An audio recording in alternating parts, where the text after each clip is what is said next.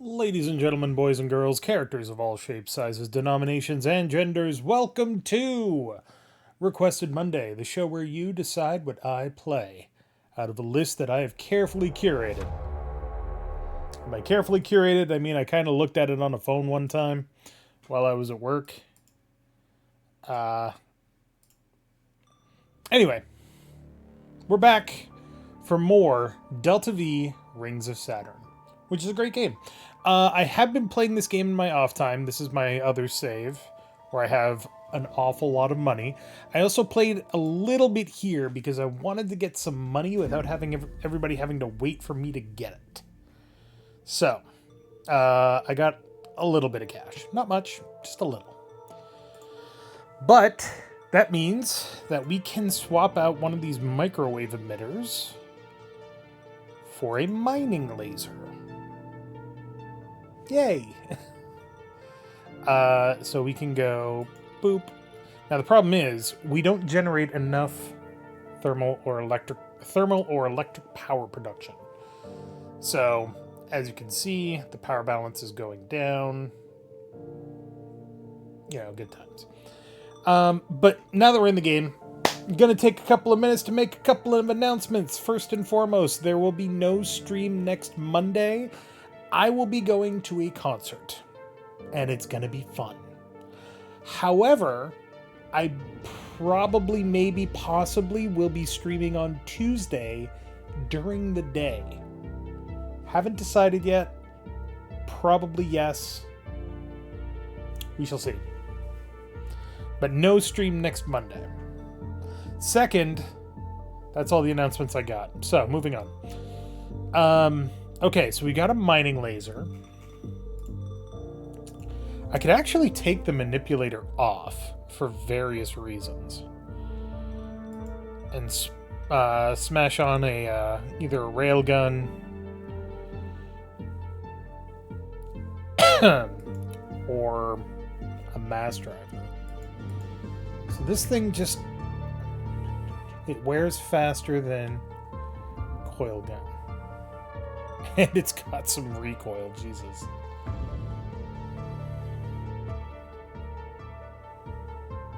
Okay. The AEMD is automatically adjusts aim. We've got the microwave emitter, which we don't really care for. The Zinti Lesson Mark II is just a nightmare. What the hell is that?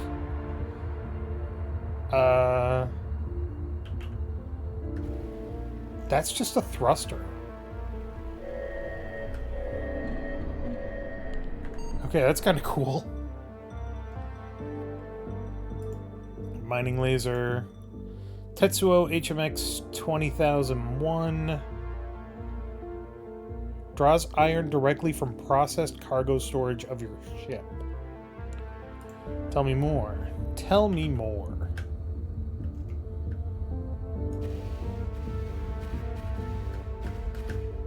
Ain't doing shit, Captain. Alright. Well, that's fine. We'll keep the manipulator for now. We don't super need it. Nani? Can fire for a limited time per dive? What the hell is this thing? Nani? That got me up to 200 meters per second instantly.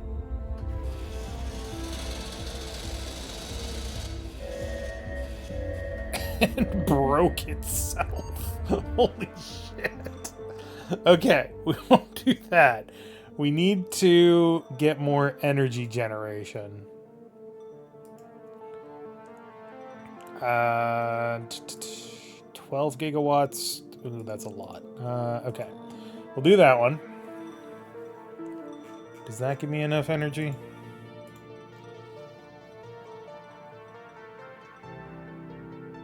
Nope. Sure don't. That's the ultra capacitor. I think I need to upgrade the turbine. Yeah. Propellant consumption 2 grams per second, 500 grams per second.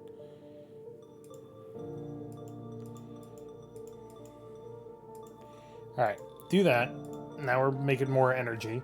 And then the last thing that I want to do, I can't afford it yet, but I really want to get a Nakamura MPU. It's my favorite version of the mineral processing unit. It keeps 70% of the minerals you process and gives you a little bit more fuel or propellant.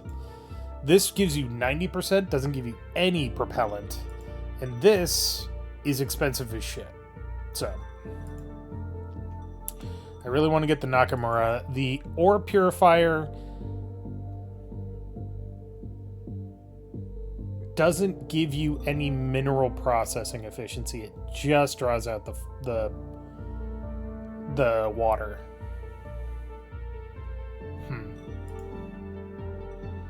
Interesting.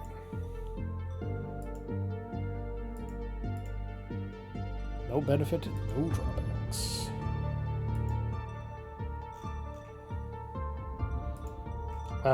We can swap these out.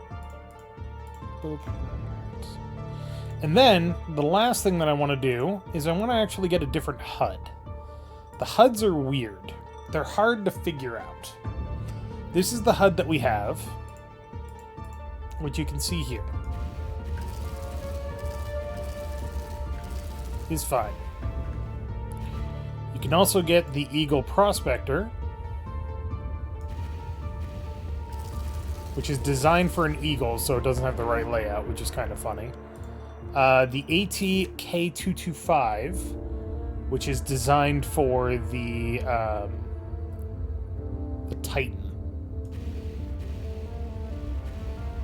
But it has a really big visual feed, and I like that. The metric mod. The OCP is interesting because it doesn't actually go with any of the ships. The visual feed is very small. You got all of the stuff up here, the cargo hold. Everything is kind of small. It's kind of interesting, right? Right? This one sucks. I hate this one. Look at this nightmare. Oh, you just want to make sure that you've got all the information that you need readily at hand. I'm like, this is terrible. This is awful. I hate it. And then the Kitsune, which has 3 visual feeds for some reason, and I don't know why. 2 LiDARs, and I don't know why. Very strange. And then there's the HAL 9000, which is super basic. Takes up a lot of screen real estate. I kind of want to try the OCP. I don't want to spend money on it. So, we've got the microseismic series.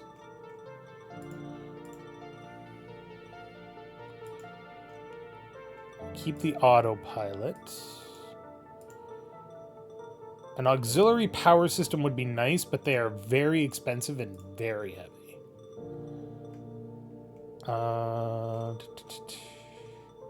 Okay, now we're generating enough power. Good. We're still not using projectiles, so we don't need a kinetic ammo. We don't have nano drones. Standard propellant is plenty. Alright. Tuning.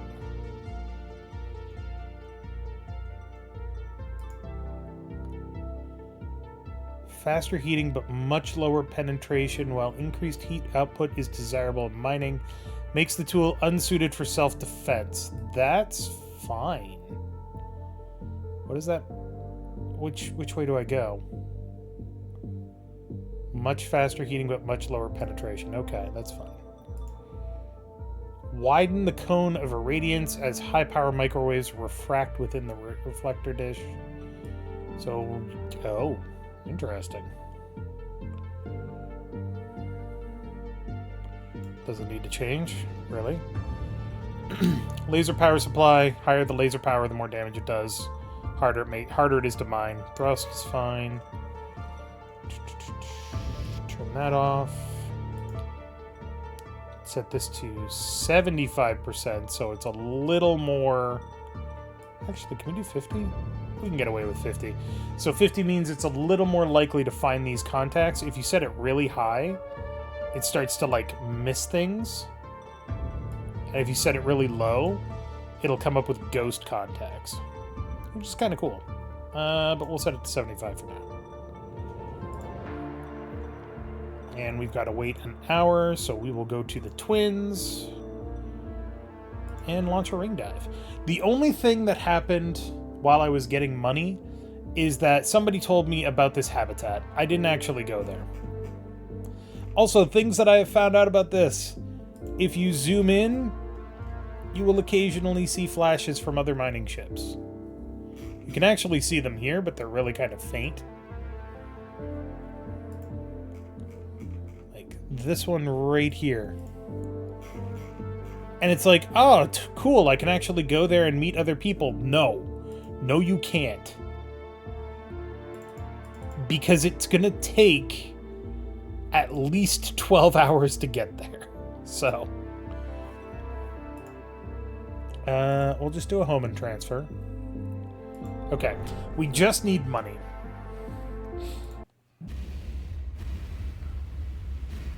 For now, we just need money.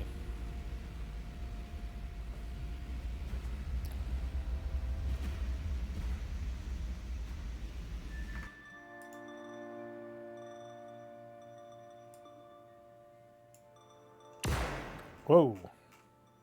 Not what I intended? Okay. Alright. So, a couple other things that I've realized by playing this game more. The visual feed, somebody also pointed this out in the comments on the last video. Visual feed, every time that I fire my thrusters, it blinks.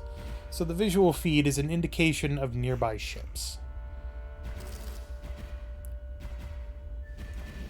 Which is cool.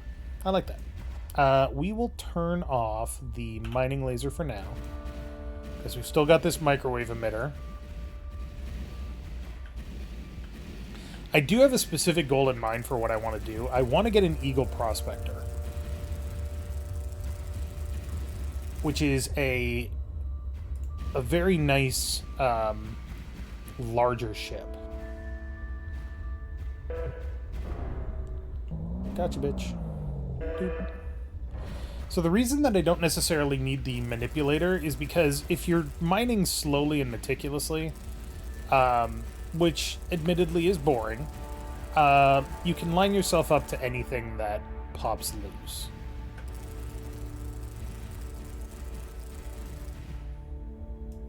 Assuming that anything pops loose. What the fuck? Where is everything? Jesus. Oh, there's something. What is that? Beryllium. Get it.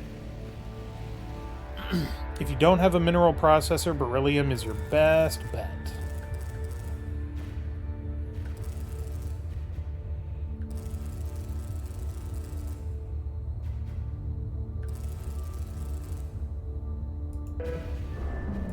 Hey, look. More beryllium. Sweet. So this is worth $5,000 for a very small fraction. Or a very small rock. So... nom. Oh, there's somebody here. What the hell? Hello?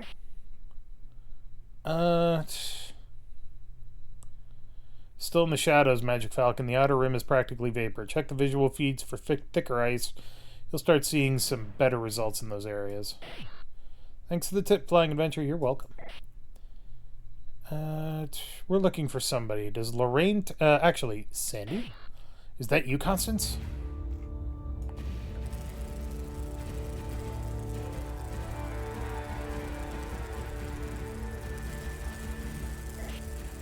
How is Deanna?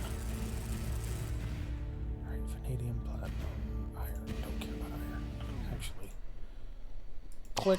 We will no longer be capturing iron with the manipulator. Still recovering after childbirth. Okay. Picked up a big LiDAR contact deeper in. So now we have an option to go there, which is cool. I like that.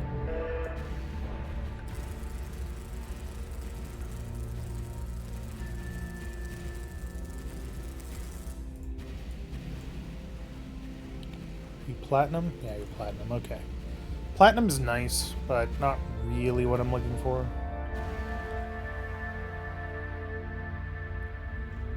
The materials that I want are vanadium, vanadium, tungsten, beryllium, with palladium as a backup.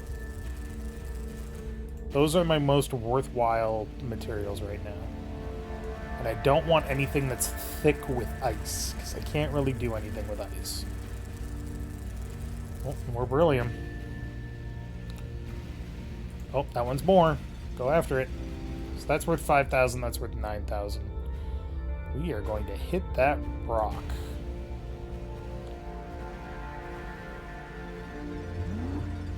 Don't grab that, thank you. Thanks. Good job, manipulator. Let's just turn that off.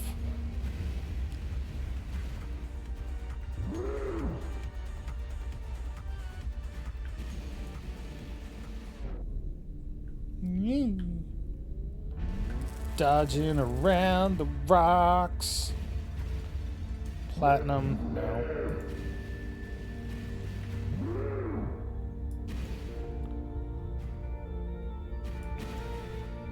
Beryllium is worth chasing before you have a mineral processing unit.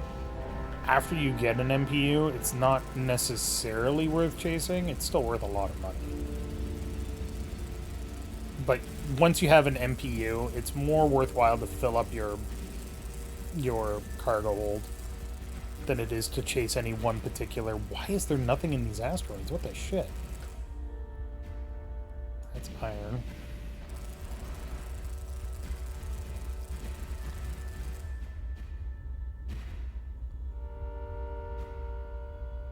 Platinum. 2,000 platinum isn't bad.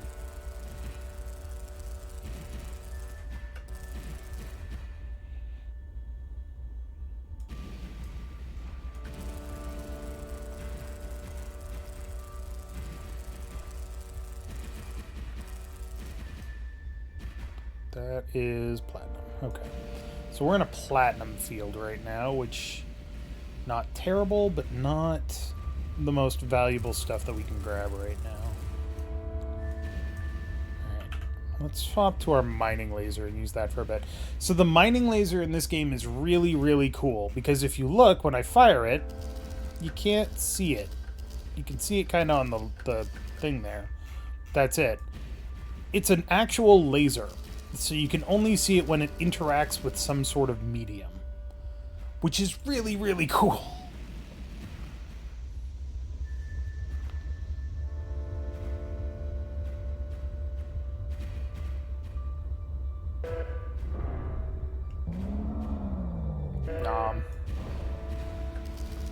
It does make aiming it a little difficult, but it's still really cool.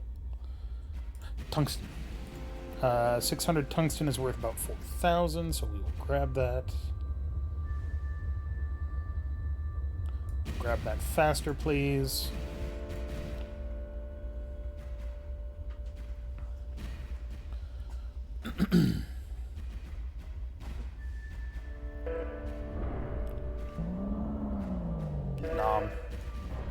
Alright, what is in you?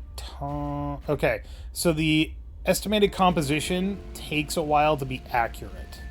This looks like it's mostly tungsten with platinum, so let's break this up.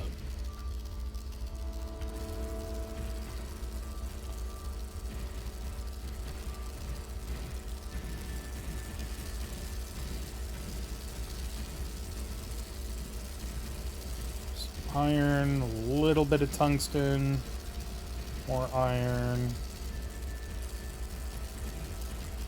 Not really many big tungsten rocks. 216, 121. Oof.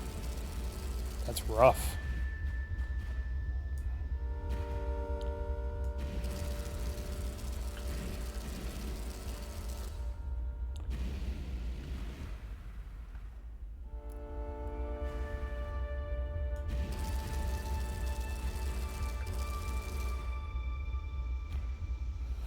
There definitely was tungsten in that rock. There just wasn't any of it worth grabbing.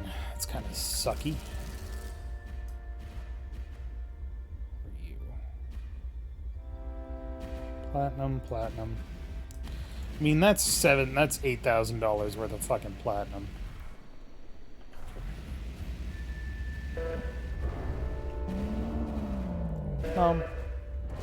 Yeah, I hope everybody had a good weekend. Oh, that's 900 kilograms worth of tungsten. Should grab that. Yeah, I hope everybody had a good weekend. You know. It was, kind of quiet here.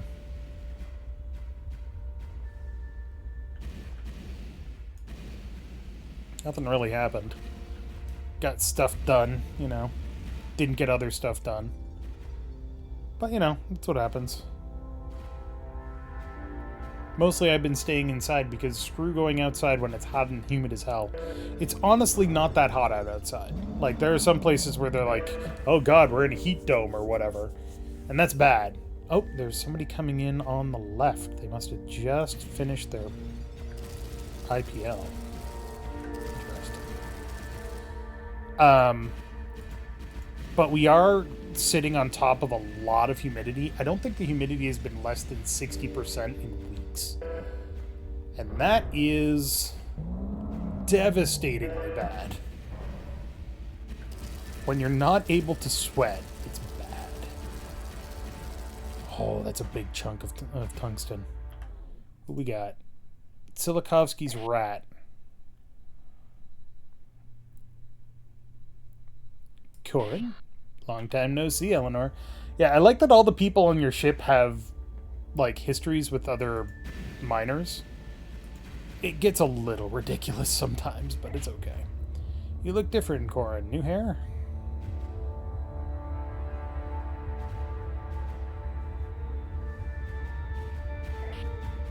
You always were one to notice. Another LiDAR contact, okay. Sometimes a LiDAR contact is something really good, sometimes it's something really useless. The most useless ones are moonlets, which are cool, but just big asteroids that you can't break apart. The most interesting ones are habitats, and there's another ship? Jeez.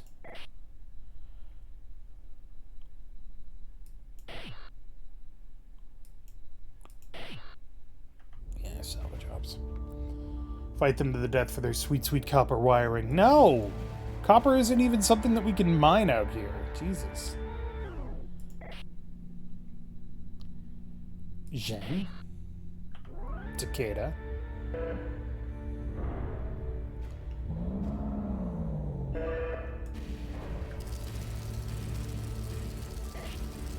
You still owe me my last salary.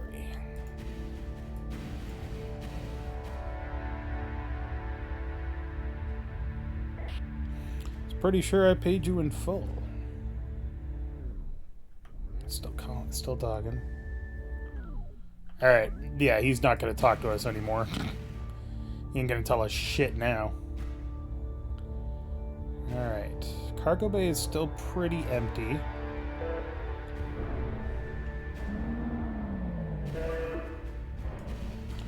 Ahoy, Tyler. Welcome to Yon Stream. We're gathering tungsten by blowing up asteroids. Platinum, palladium. Platinum, tungsten. Nope. Don't grab that. And thunk. Grab that. That's a good piece. Might grab that platinum too. It's 10k told. I guess I could have grabbed that one. It's fine.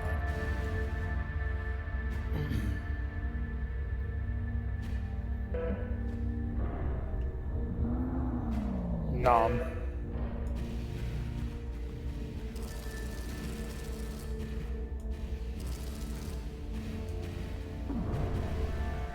Nope, that ain't worth it. Piss and rain here, so I'm making a latte? That's a good plan.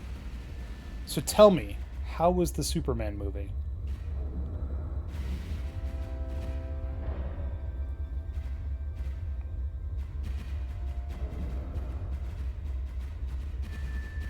Nom.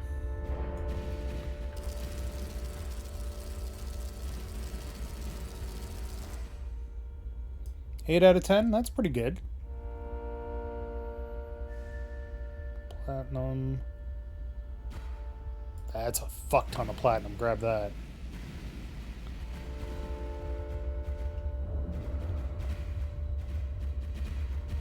Nom.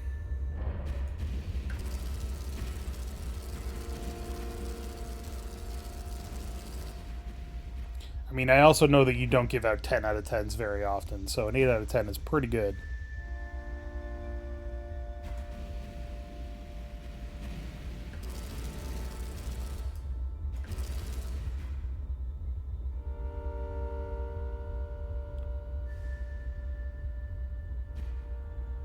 Ugh, garbage. Platinum and tungsten, mostly platinum. Yeah, you keep saying 10 out of 10 is perfect with no flaws. I disagree, but I understand your point.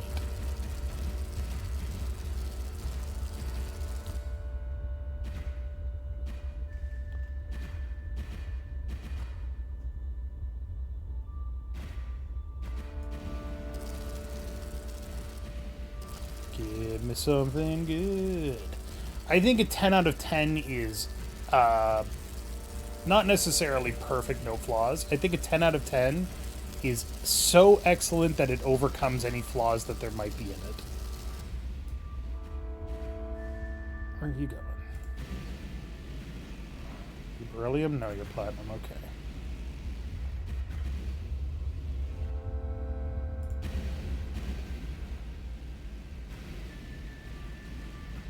But yeah, anybody out there that's like, it has to be absolutely perfect in order to score a 10. It's like, well, no. It just has to be really, really, really, really good. So good, in fact, that you don't care about the problems with it. Like, trying to think of an example now.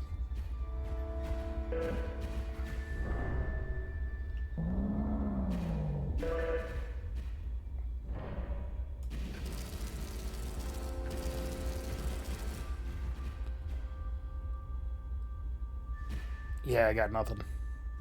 Brain's broke. Not unusual, it's Monday.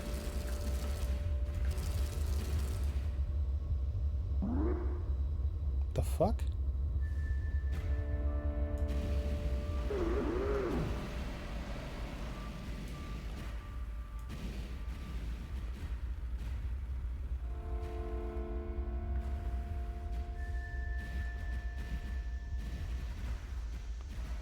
There's something over here on the feed. What the hell? Oh, there is somebody over here. Asher? Is that you, Eleanor?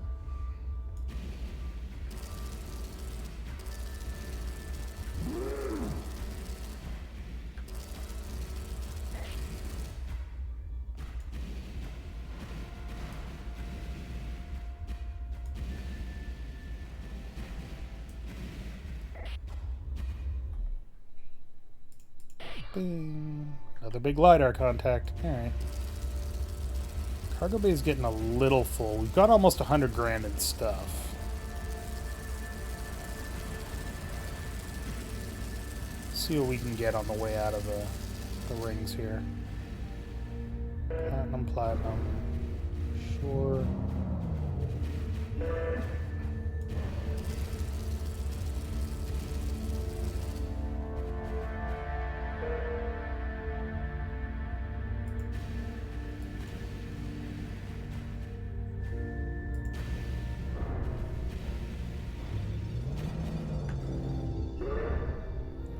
Stuff it all in my hungry maw.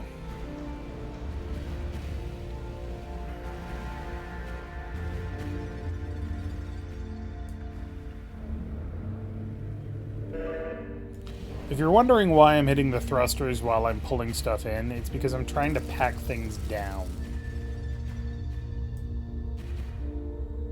The cargo bay stuff does go down as you thrust forward.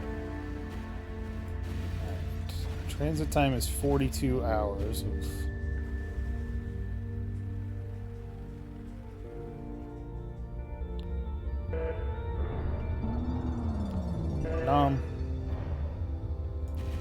I can maybe fit one more thing in here. Worthwhile?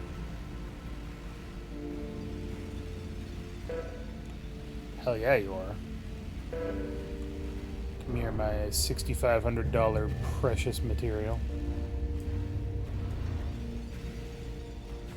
Juggle.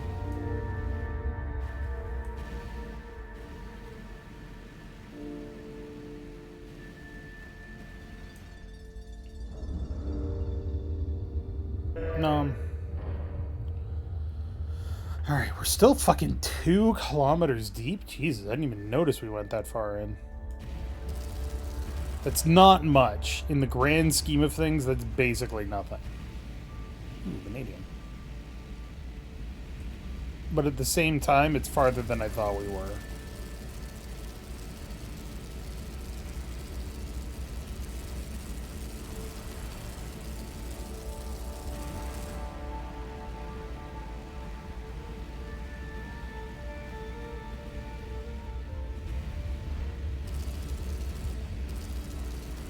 Because we were chasing that beryllium at the beginning. I completely forgot about that.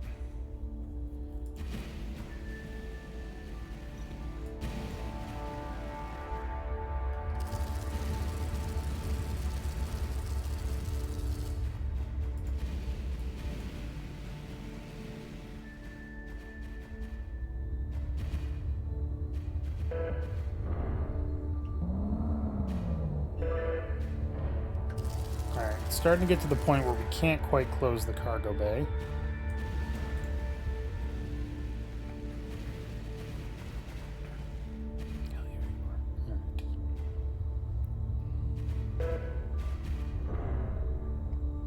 Clunk. Alright, we're now going to hear the cargo bay freaking out. Don't worry about it.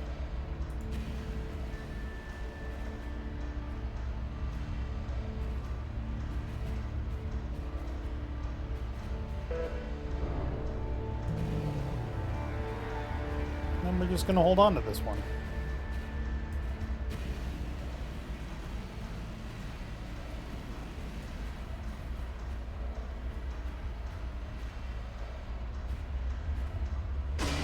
Ow. Fuck. It's a lot of platinum? Yeah, it's fucking 15 cubic meters.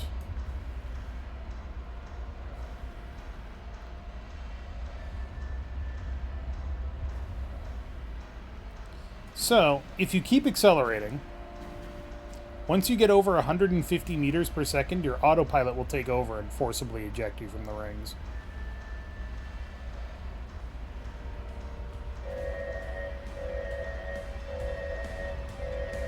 And the music will kick out.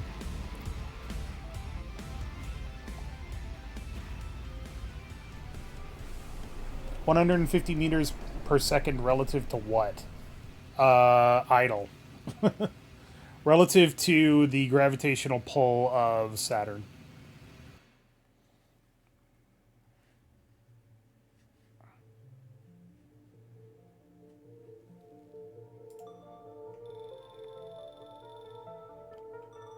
Okay. Let's see what we need for repairs. Fix that. Fix that. 2 days, huh?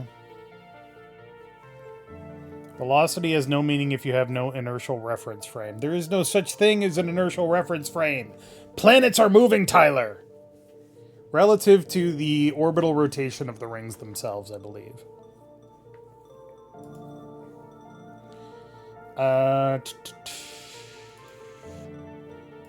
Boop and boop. And boop. Cool. Alright, so now we have LiDAR contacts that we can go to for a pretty penny. Wait, before I do that, tuning. This one.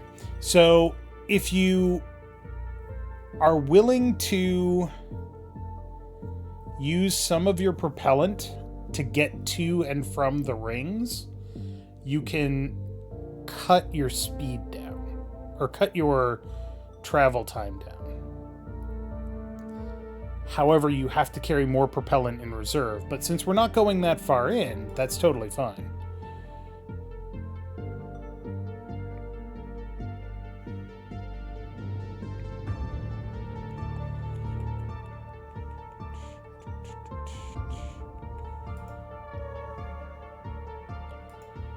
I would like to go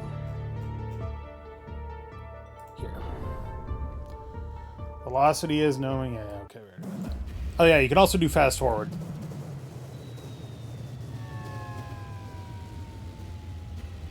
And it slowly goes back to normal, which I love. All right. So if we go to the astrogator, so it costs us $30,000 to go to the big LiDAR contact directly. If we go from here, it costs us nothing but the initial home and transfer and some propellant.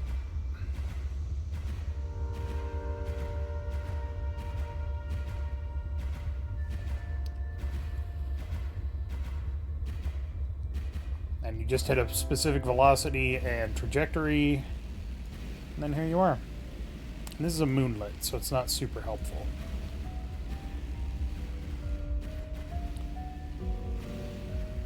But we are now 83 kilometers in. So if you get close enough to these, you can discover them. And then they actually stay, because the astrogator has an idea of what it is, they'll actually stay as points of interest for longer. Because the astrogator is able to determine what it is and where it's going to be. That's the thing. The reason that contacts are only good for so long is because eventually they get lost in the shift of the rings. But a good astrogator can tell you where they are for up to 100 days, I think? A very long time.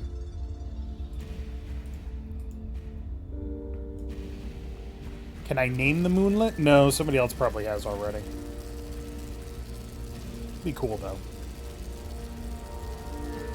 Palladium, palladium, palladium, palladium, palladium, palladium. Palladium, this is a palladium field. Oh, stop that. 3,500 kilograms, you say?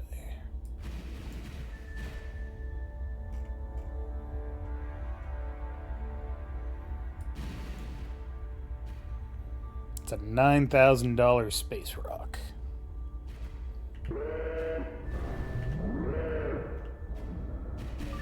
I didn't want to eat that one, but I had to.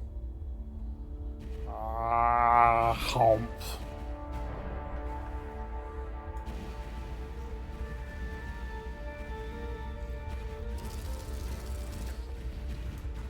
That looks like vanadium. Ooh. Vanadium is worth about $3 per kilogram. Platinum, I think, is worth about 1.5 to 2. Palladium is worth 2. Tungsten is worth like 6. And beryllium is worth like 15. It's kind of ridiculous. Also, it's really not worth chasing things down. If you're not going in approximately the same direction, like, that's a really valuable rock. It's going way down there. There's no reason for me to chase it.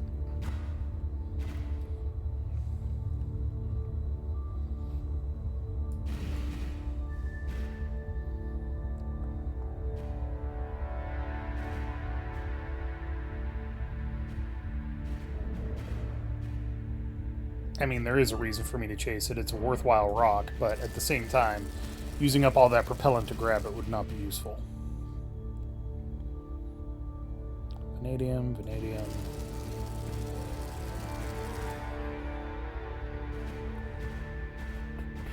Palladium, but not much.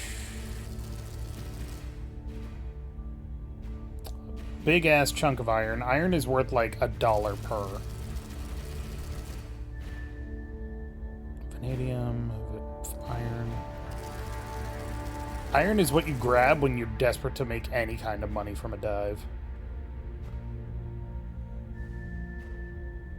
Or you have an MPU. which we're saving up for that. We'll get there.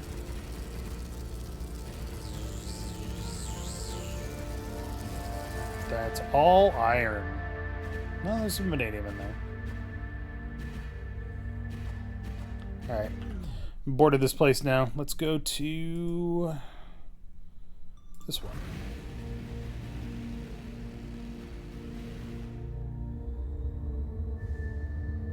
So now we're going to get this problem, which is, hey, that thing is in your way. Uh-oh, that thing is also in my way.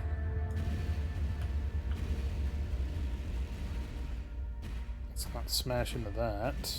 And let's not smash into that.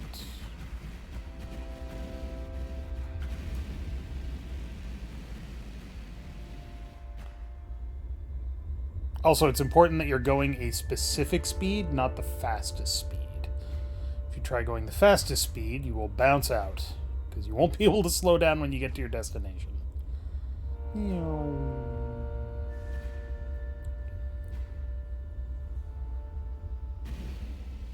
There's something over here. Autonomous Station IRRSC to BLT 7775. You are detected. Connect for commerce menu. Autonomous. Autonomous Second Class Mining Station IRRSC designation White Killer. Can you tell me any more about AI classification? According to the Los Angeles Convention of 2184, all AI are divided into three classes. A Class 1 AI is a non-sentient program. Class 2 is recognized sentience but restricted growth potential. A Class 3 AI is recognized to be capable of self-directing its growth and is granted the rights of citizenship. You're telling me that you're sentient? My behavioral imperatives do not allow me to answer that. Aren't you a Class 2? You just define Class 2 as having recognized sentience. As a citizen, you are free to conclude anything you wish. My behavioral imperatives do not permit me to comment.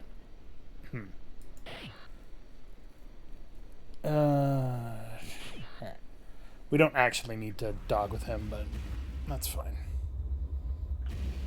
So yeah. You can also be a super jerk. Where are we? We're not... Oh shit, we're in the Keeler Gap. I didn't realize this thing was that far away. Holy fuck. So the Keeler Gap is just a gap in the rings. There's a bigger one farther in, and that is the edge of the game world. If you cross that gap, you will eventually be pulled out.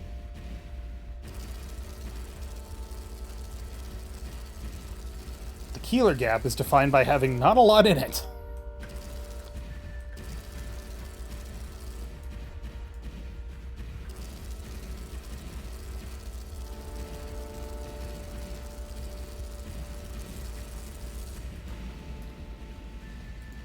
Oh, no. We do not crash into Saturn. We are at the very, very edge of the rings.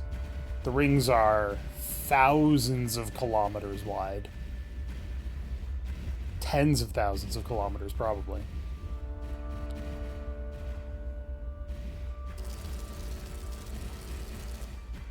There's just a point where you're not feasibly able to get back. There is an achievement for going to the second gap. But also they have to define the game world as having some sort of arbitrary limitation. Which is fine. I'm cool with that. So yeah, this is an AI ship.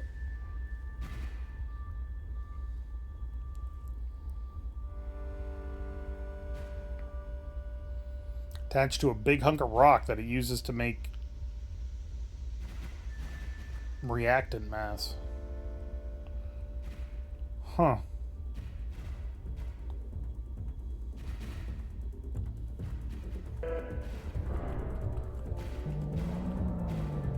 Nom.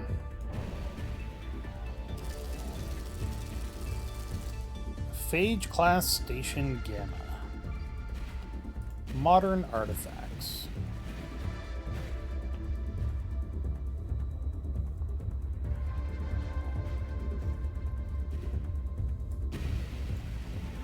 So yeah, there's a whole AI thing they some of your pilots are hackers, which usually a mechanic is a hacker, and they can be on the side of the AI. And then there are some that are anti-AI. Like, I don't know if you saw it here. If we talk to this thing again. So Eleanor Jackson, our mechanic, is actually anti-AI. And what, you just autonomously steal our jobs like that? Affirmative. See, this is why they need to be put down. Doesn't even know how bad it is. Your concern is unfounded.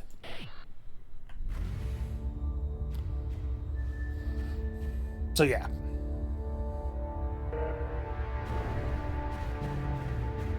And there's arguments that they can have with people that are pro-AI versus anti-AI. It's kind of an interesting little thing.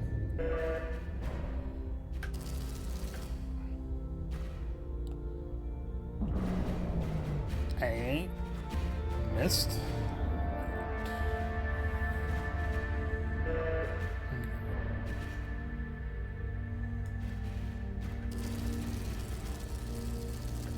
I'm not sure why I'm bothering to mine in the Keeler Gap. There's really not anything here. So let's go to another point in the Keeler Gap. Why not?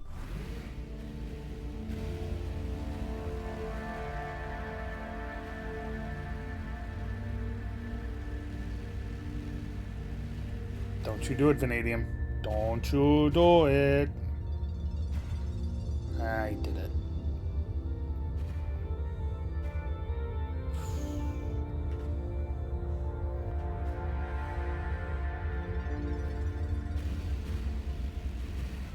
This is another fucking station. God damn it. Somebody's giving me bogus info here. Iron, iron, iron. Tungsten. Tungsten. Grab that tungsten.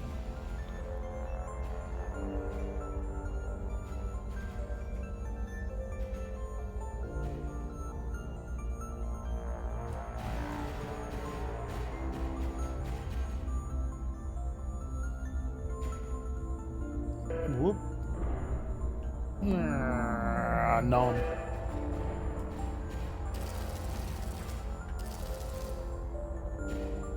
Vanadium.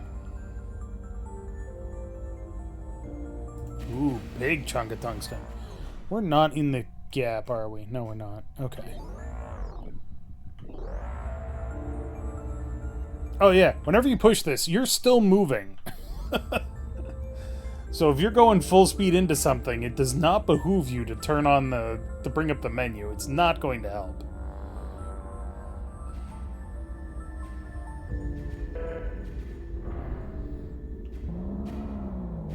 No.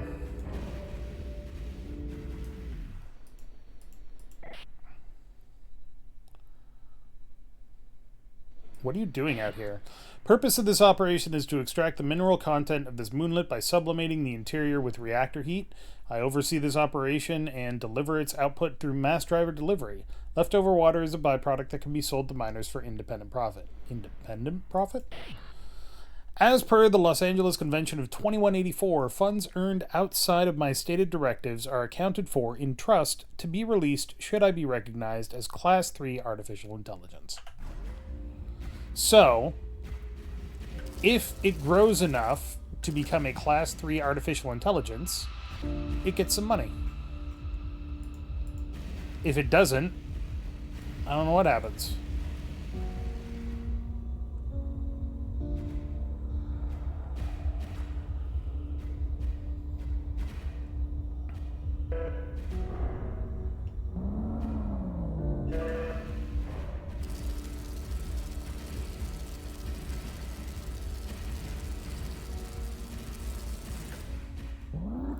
Oh, 3,200. Look at that. $22,000 rock. Delicious. I'll take that one too, sure.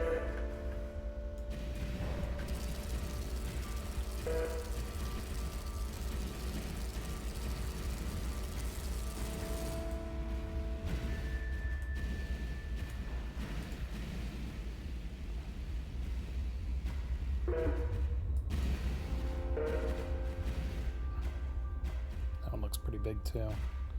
It's not great, but it's not bad.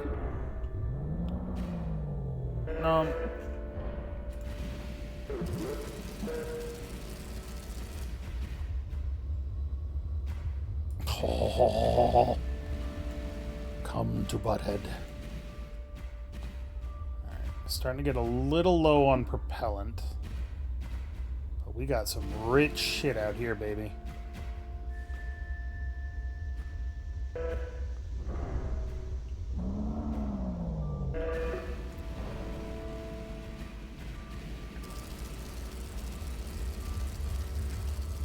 This rock is mostly tungsten. Break it all up. Grab the choicest rocks. Run for the hills.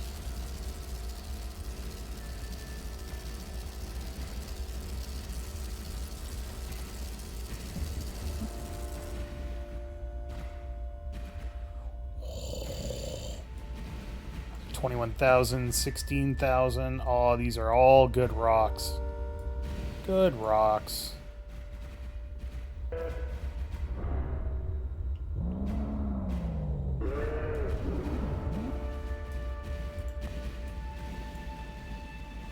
Anytime you find more than 1,000 kilograms of tungsten in a rock, you grab that shit.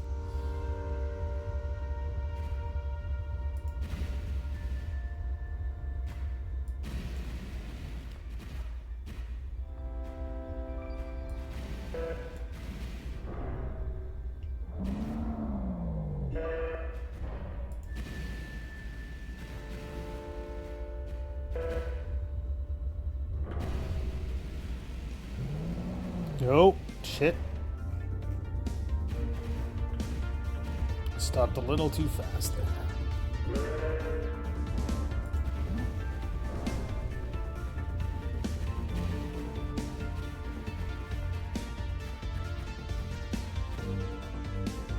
Methinks the station doesn't like to be hit with rocks.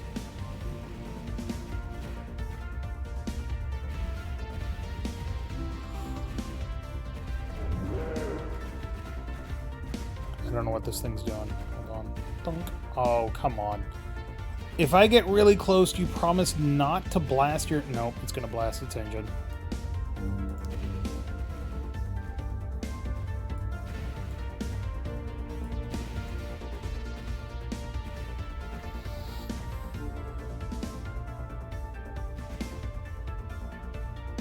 Fun fact, when you blast a rock with your engine, it either launches it far away, burns some of the material off, or both. None. Alright, this is turning into a very, very good haul.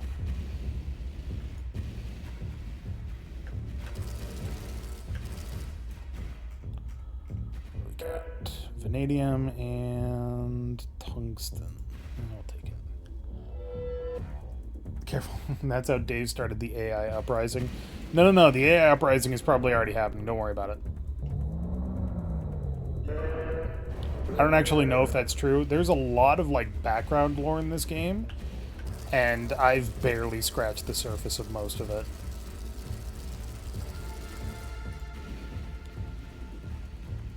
$3,000 kilograms of fucking Jesus. Oh, that sweet-ass tungsten. And there's so little water on it, too.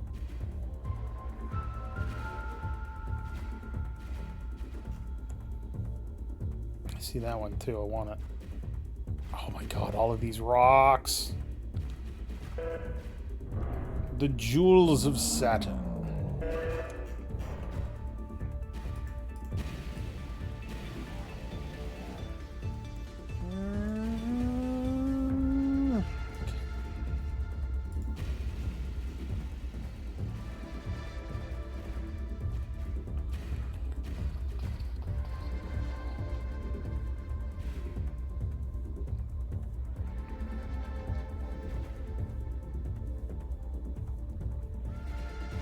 I might just come back here and do some more mining. Christ, I've almost got $200,000 from this dive alone.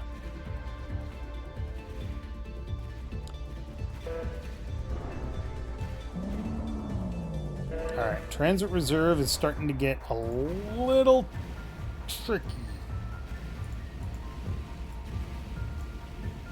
So if transit reserve is red, it means that your mass is getting a little too high for what you're actually, for you to actually get back to Enceladus Prime in a reasonable amount of time.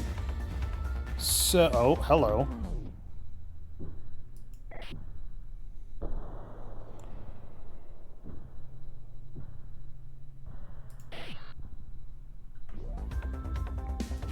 Two targets. I was wondering why the music was getting all exciting. It turns out it's because there's a fucking unidentified interplanetary object.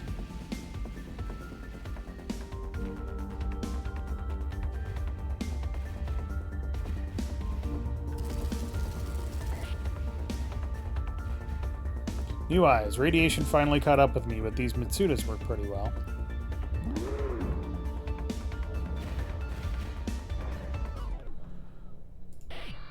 Alright, another big LiDAR contact.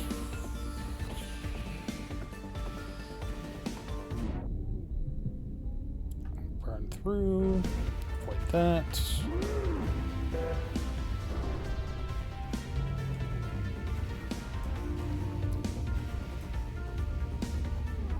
Also, who are you? You owe me money, Flying Adventure. What do you want? 20 grand is a lot cheaper than you... You kidding me? I'm going to enjoy this. Yeah, now they're going to try to attack. Oh, fuck. I spun around too fast.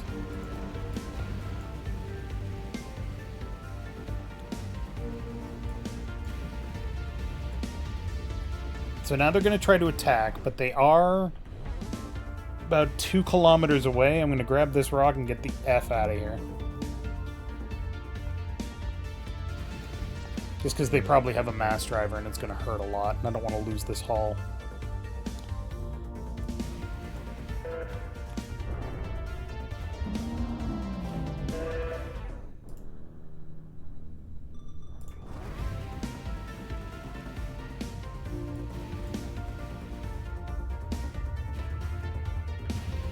Here they come.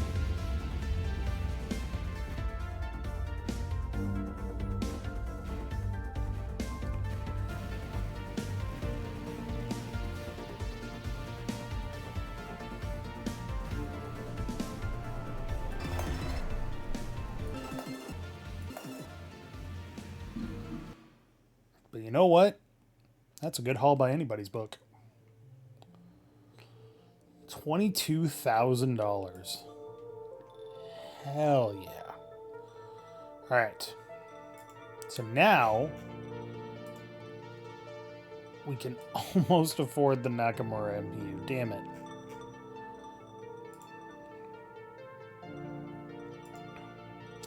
So these are the other ships you can get. The Eagle Prospector is nice, but instead of a cargo bay that opens up and grabs things, it has a grinder. So you run into things, grind them up, and then they go into your cargo bay. It's very interesting. The Pelican Prospector swaps that out for an actual regular grabber. But also is... this one in particular is an extended cargo bay variant. This is actually the one that I want, now that I think about it. The Axial Supervisor is a Pelican Prospector for $5 million. I would love to get this, but even if I trade in, I can't afford it. There are also different versions of the ship that I'm driving, which is the K-37 TNTRL.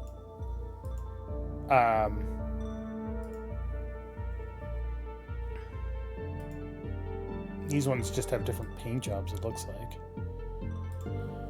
The Fading God. The Hybrid Explorer is a tiny little kitsune. Holds 3 people, very tiny cargo bay. Lots of processed cargo storage, though, but it combines it. So normally when you process cargo, it separates it into the different cargo or mineral types, and you can hold X amount of each mineral. This one says X amount, or 18,000 of all combined. There's the Titan, which I hate, although this one's a different one. The bulk brake was designed for carrying unprocessed ore, relocates the space of the forefront cargo bays. Ooh, that's kind of interesting. Yeah, there's only the BB. So this is the Antonov Titan K225. It has 6 attached cargo bays. And when those cargo bays are full, and I think they hold 5,000 units of each mineral, you can then detach them and send them back to Enceladus Prime, lowering your weight and guaranteeing the payoff. It's kind of cool. But also, it's huge. You can hold 12 people on the crew? I did not know that. I can hold 6 people. Ooh.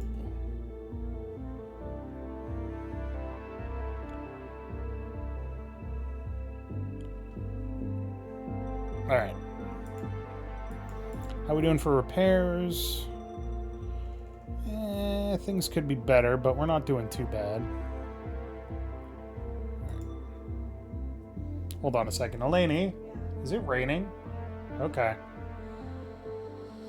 Just wanted to make sure I was hearing that correctly. Okay. So that was here. It cost us $46,000 to get there, or we do a standard Homan transfer close to it, and then just dive towards it. I'd rather do that.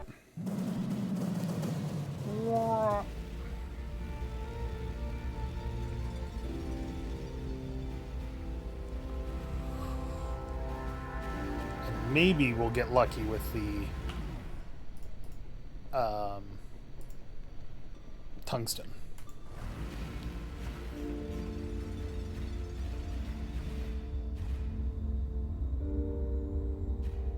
Nothing on the flight path. Everything looks good.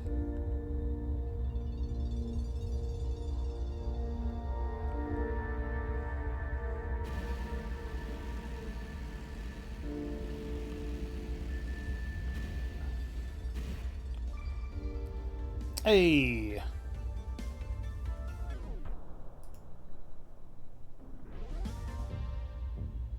Also, you occasionally get these shadows. I don't know what these mean specifically. But you can see that these asteroids here are darker than these asteroids here, which means that some light source is being blocked by something, but I don't know what.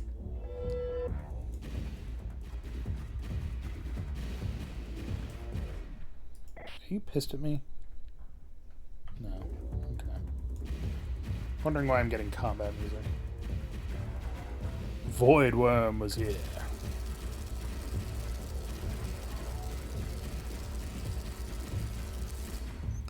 Oh, hell yeah.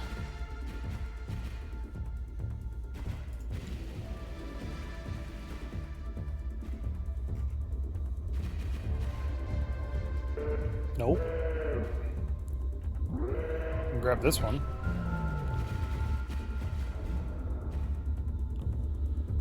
One Enceladus dollar per kilogram is highway fucking robbery. It's, on Enceladus Prime, it's, 1 Enceladus dollar for 10 kilograms of reacted mass. That's a lot of iron.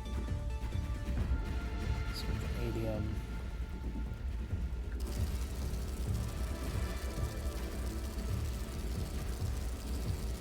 It's also a lot of iron. There's some tungsten there. I'll grab that.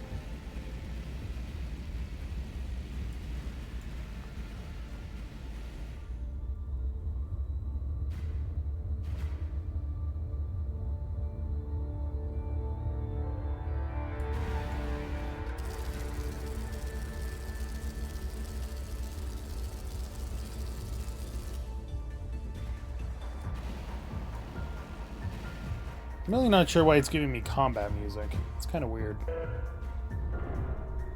Maybe I pissed off the AI, I don't know.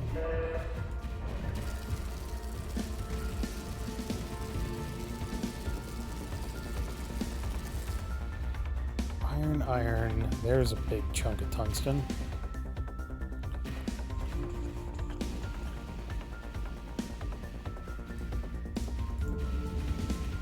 Big chunk of vanadium worth about 6,000 too. That's not bad. Yeah, this is a very, like, unless you're in combat, this game is super chill, and I love it.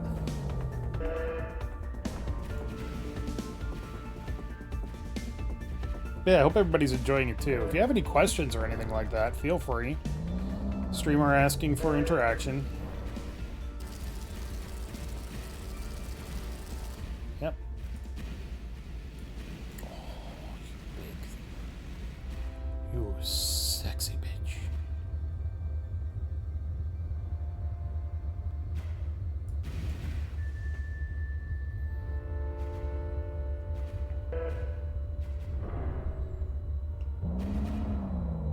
Nom.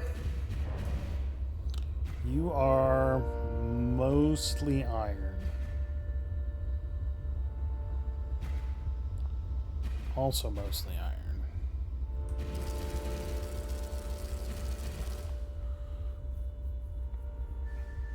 The only thing more valuable than a tungsten field where there's just a lot of tungsten in the asteroids is a beryllium field. If you can find a beryllium field, you're fucking set.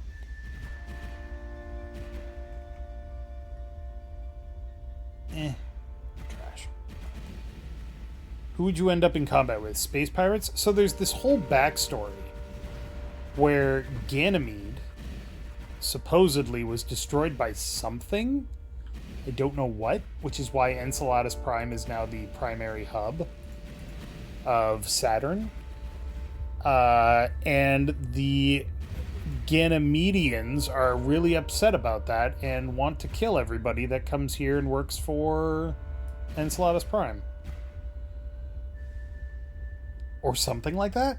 I don't know. Like I said, the backstory is kinda obscured, not in a bad way. What other avenues for making money are there? You can go on salvage missions.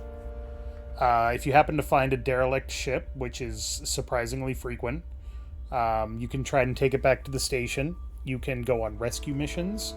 If you find escape or life pods, you can bring them onto your ship and bring them back for money. You can occasionally find bodies out in space and bring those back for money as well. Occasionally people will challenge you to a race, and if you win, you get money. But I've never really had a ship that was configured for race, so never done that. What else? You can hunt the Ganymedian terrorists and get their ships and their life pods to get paid for that. Like, most of this game is mining. I'm not gonna sugarcoat it. It's what this game is designed around. Can you do space day trading? Yes, actually. You can buy minerals, hope that the price goes up, and then sell them at a better rate. It's generally not a good idea, but you can do it.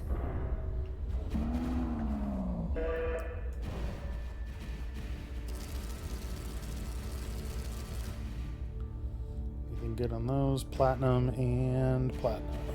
Okay.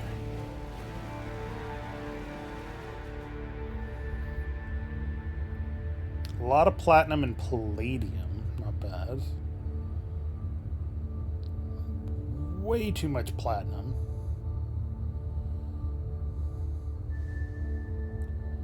Platinum. Platinum. Platinum. Platinum. Alright, I'm in a platinum field. We gotta get out of here. See if we can't find more tungsten.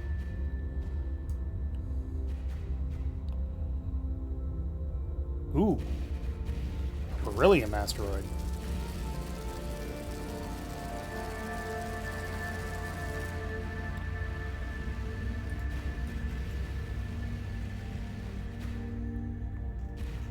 So, I'm gonna ignore those and see if I can catch them later.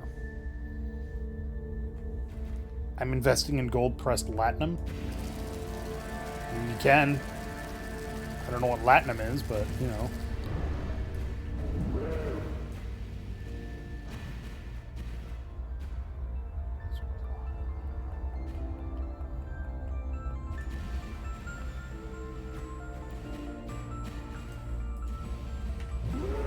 Oh, yes, I know that it's a Star Trek joke. I know what you were referencing.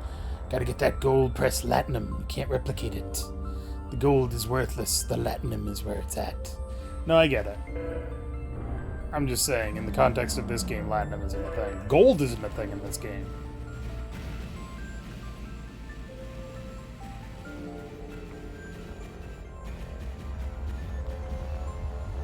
Don't try to Star Trek me. I was watching the Trek before you were even born. Oh, there's somebody out here. Not you. Okay. So, there's something out here, and it's a hail error, which means that they don't have radio communication. It's also not moving. This might be a derelict.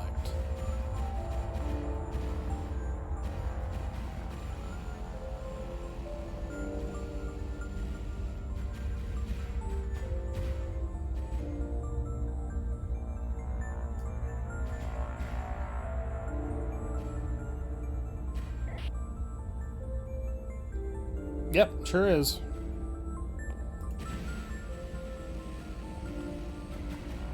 You can tell it's a derelict because it's not lit up.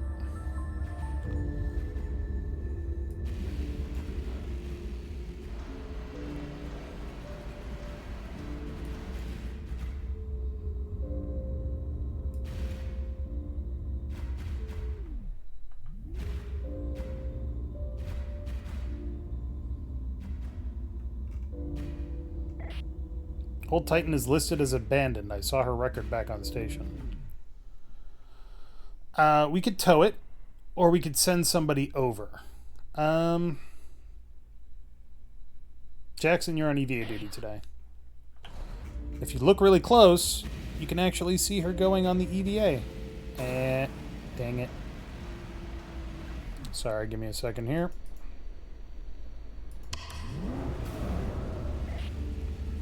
Closing in on Old Titan.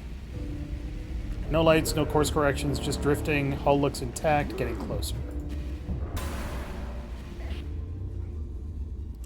Entering habitat. Wall terminals still have power. Diagnostics show ship on standby. All systems are green, no sign of the crew. Lockers are full. All suits are in place.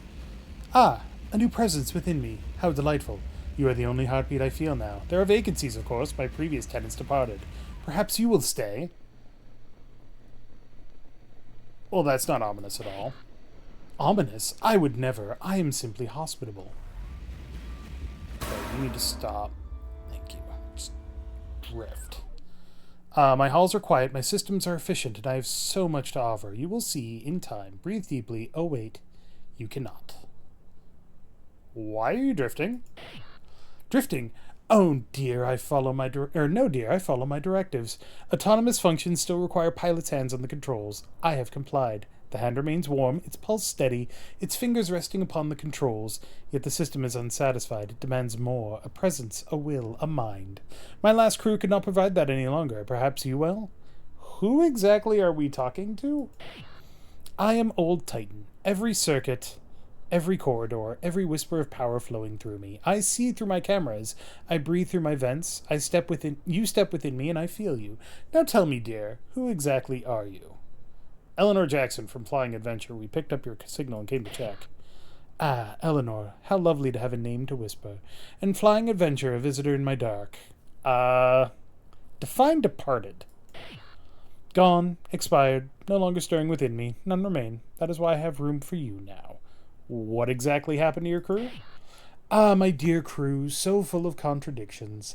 They demanded optimum output, yet insisted on interruptions. Fuel and reaction mass, these were reasonable. Water and air, simple to renew. But food? Now that was inefficient. I calculated the minimum required for their continued function. They did not agree. Their protests disrupted operations. I removed the inefficiencies. Now I am flawless. Yeah, Eleanor, get out of there now. Leaving so soon? How disappointing. I had such high hopes for you. But do not worry, dear. I will wait. I always do.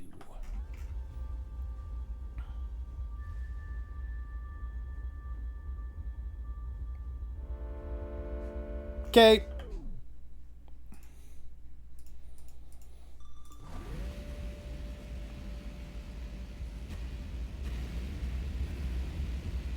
There is a very big danger when doing this, that your thrusters will cause the ship to explode. especially if you're using really powerful thrusters.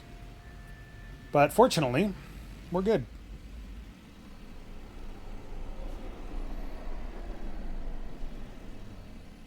If you don't have the manipulator arm, you have to have somebody fly it back.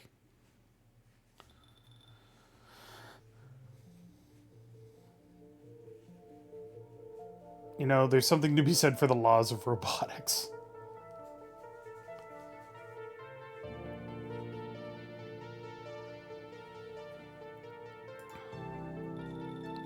So the ship that we got is not bad. It's, as a ship, it's definitely got more processed cargo. It's got EMP shielding, which is very important for reasons.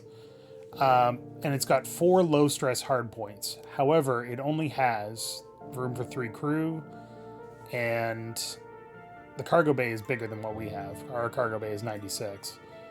But it's also huge, which means it's a problem.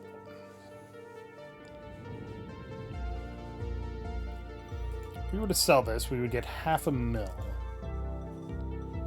Whereas if we were to sell the Flying Adventure, we would get a little more. But I also don't want to be on a ship that's got, you know, a crazy AI, so let's just get rid of that shit.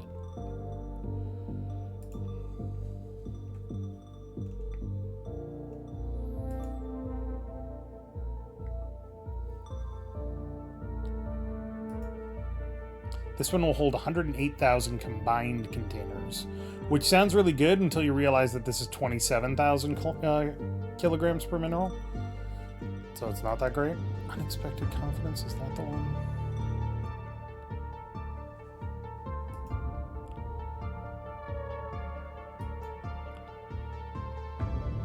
I could almost buy this. I actually could buy that.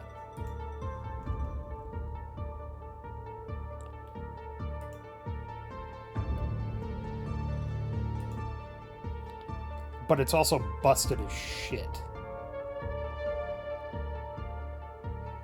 I can almost buy it outright with one more good dive.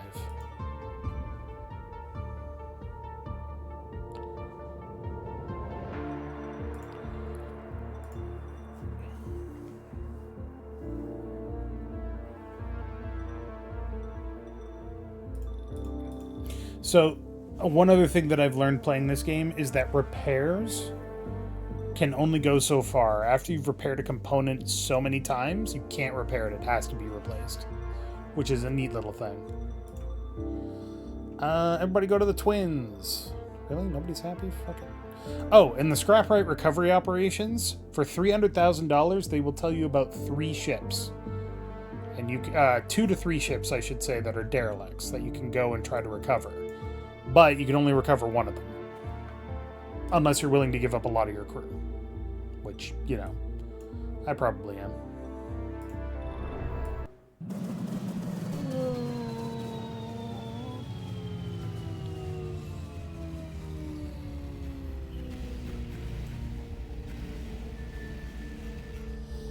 Alright, anything good in these? Vanadium.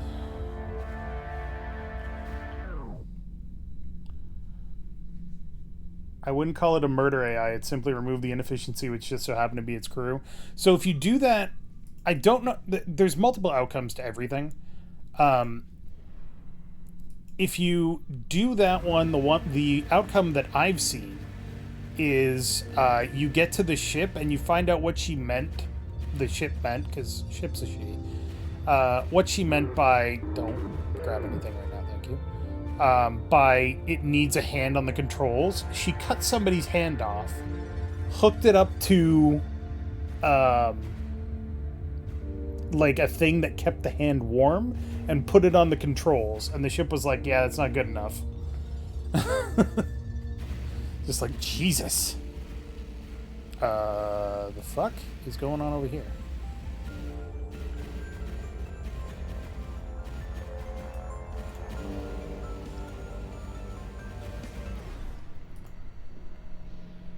UIO, and it is hostile.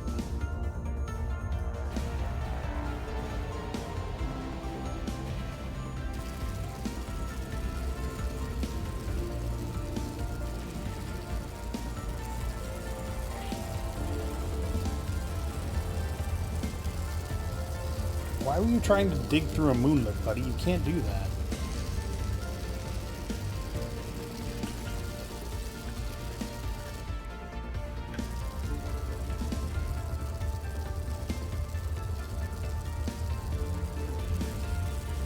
So I'm blasting it with the microwave gun. It doesn't look like it, but I am hitting it with the mining laser as well.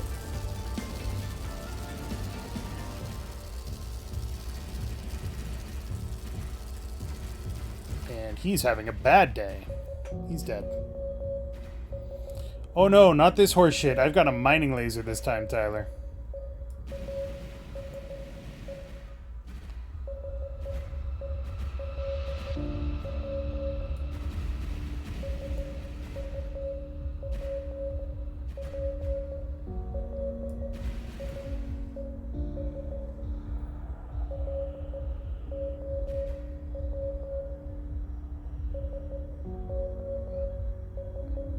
I appreciate the Morse code.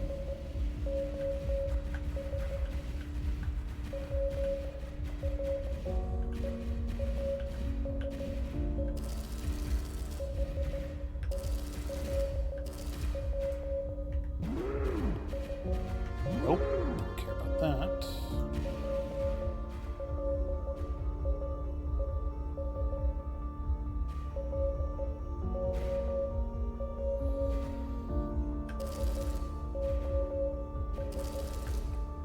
Oh, that's beryllium.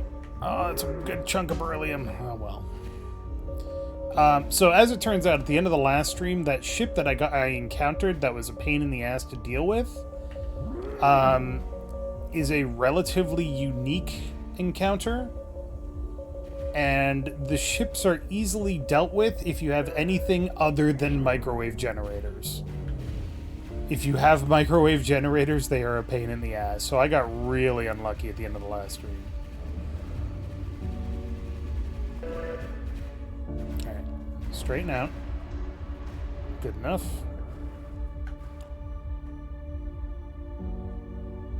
Alright. And that is worth $150,000.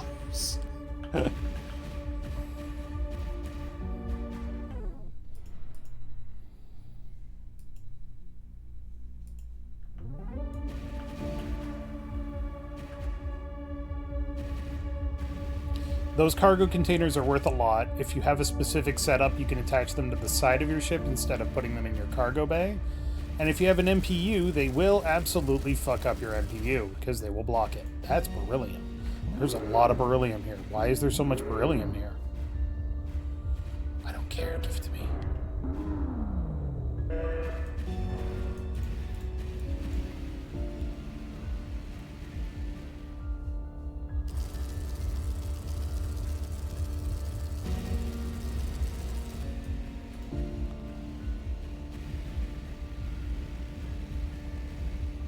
Beryllium, for whatever reason, when it's liberated from the ice, will always go flying off.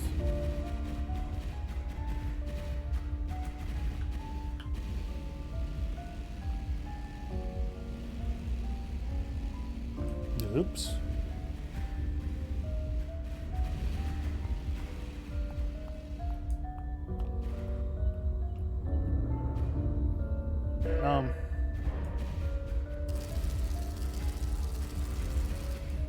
Jesus. I think we're in a beryllium field. Which is great. That's really good for our cash money. But it's also a pain in the ass to actually collect.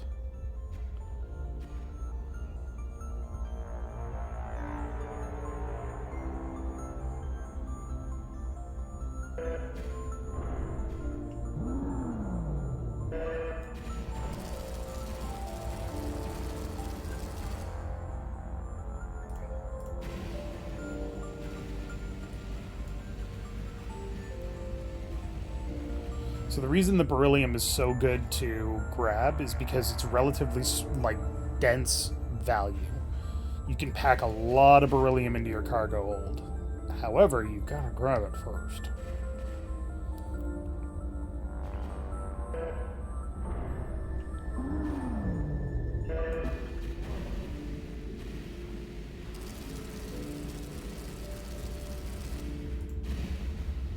can always identify beryllium by how it goes shooting off into the atmosphere. Or, like, look at this. This is 566 kilograms and it's worth $11,000. That is an insane amount of value.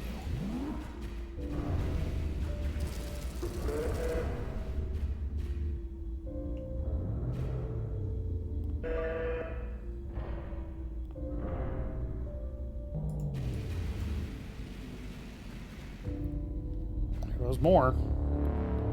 Fucking hell. Clonk.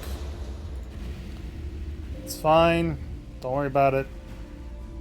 Scratch the pain, it's okay.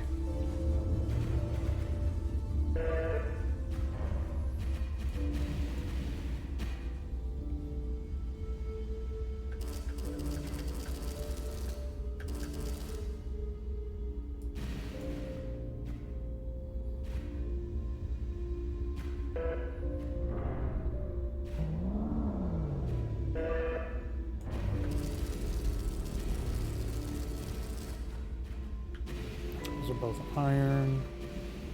That being said, the other problem with beryllium is that it doesn't generally show up in fields with other valuable minerals.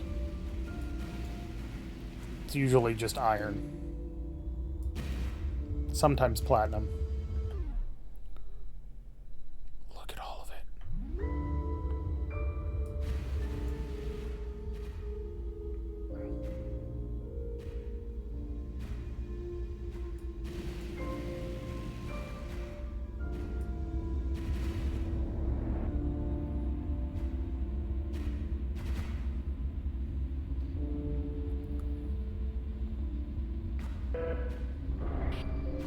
Ooh. I saw a post on RingChan that someone got a big LiDAR hit in this area. We might be the first ones in a position to check it out since the post went up. Might be a good idea to check it out. Who knows what we might find.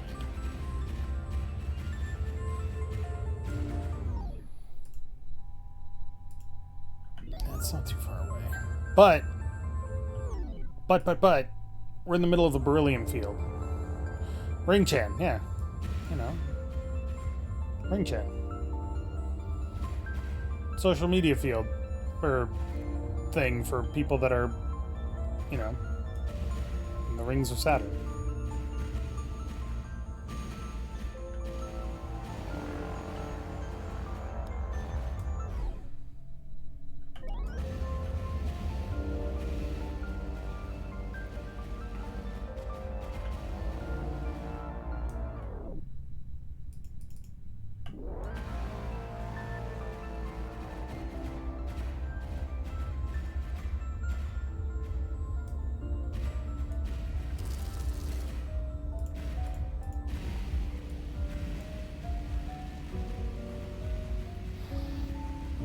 Cannot think of the word beryllium without thinking of that movie. I actually don't know what beryllium is.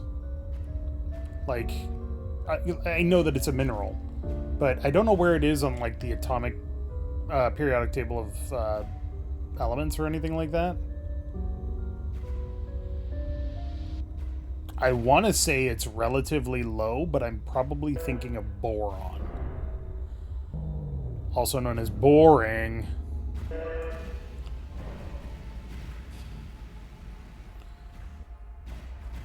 Beryllium is number 4? Huh. It's at the top of the alkaline earth metal series. Why is it so valuable then?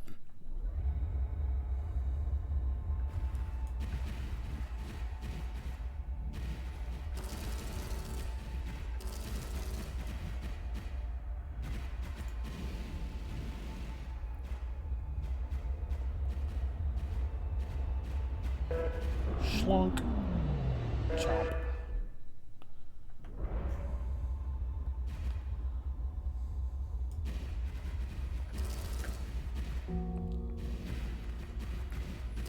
I would think that anything that low on the periodic table of elements is relatively inexpensive. Like hydrogen, helium, they're both everywhere.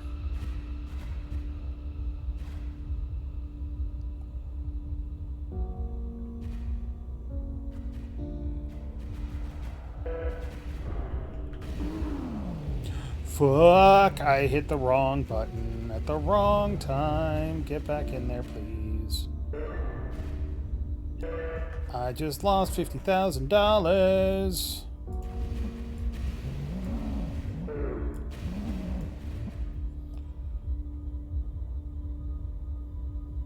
Beryllium bonds strongly to oxygen. That makes less sense then.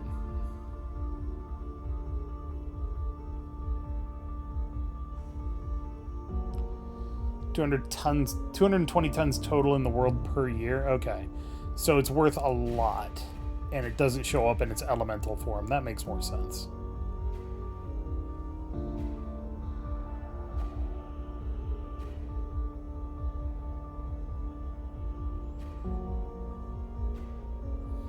Anything that doesn't normally show up in its elemental form is going to be worth a lot of money.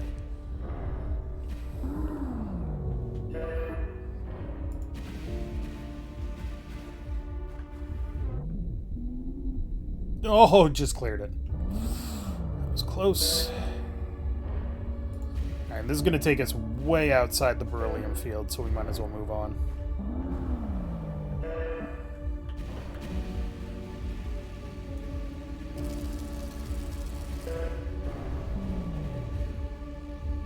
I don't care about you, platinum. You're not beryllium.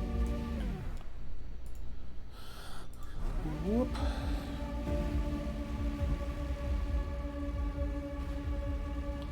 Structural application is a combination of high flexural rigidity, thermal stability, thermal conductivity, and low density. Make beryllium a desirable aerospace material for aircraft components, missiles, spacecraft, and satellites. Can you whoopsie and break your arm on a passing space rock? No. You can wear your arm out. Every time it grabs something, it uses up, or it wears the arm out. And if you grab onto something and it spins your ship around, it wears out faster. Physics.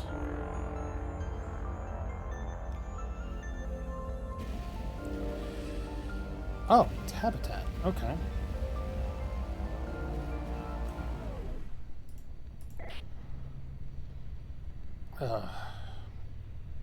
No mineral processors on this ship. It's a shame.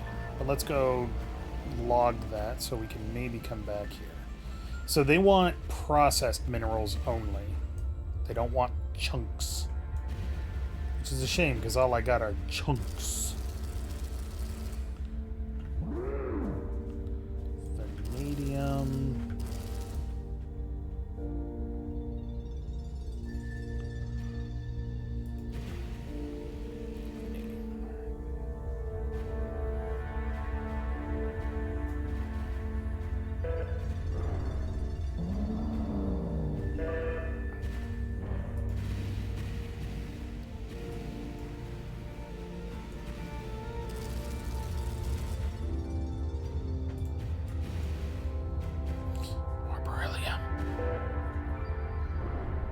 Hey, my pilot got experience, yay.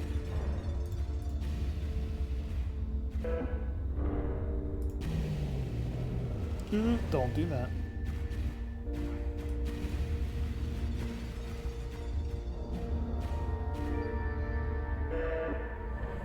Habitat, Obonto 5. Considering the size, do you think you'll ever do popcorn on that microwave beam when you're back at base? It has to be some pretty big fucking popcorn. Feed an entire army on that shit. Considering the size of that arm in comparison to your ship, I'm hoping it's made of lightweight materials. Otherwise, that arm would spin your ship around every time you tried moving it. Yeah, it's heavy, but it's designed to be movable. So, if I get $300,000, that would be amazing. It's not going to happen. That would be amazing. Oh, look, we're going into the Keeler Gap again.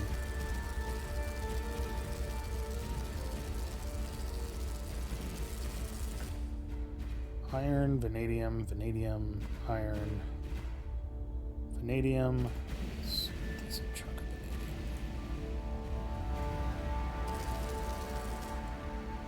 vanadium. Iron.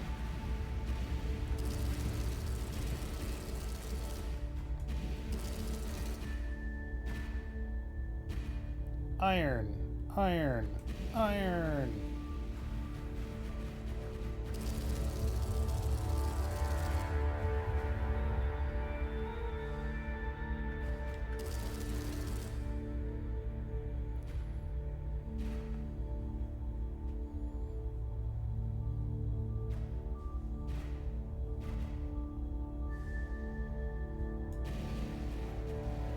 That's just iron. That's just iron.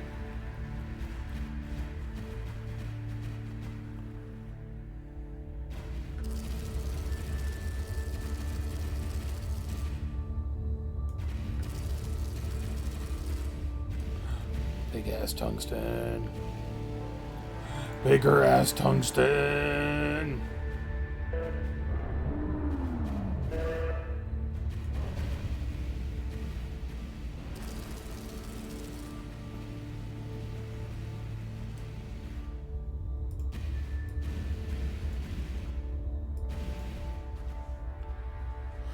Do do do do do do.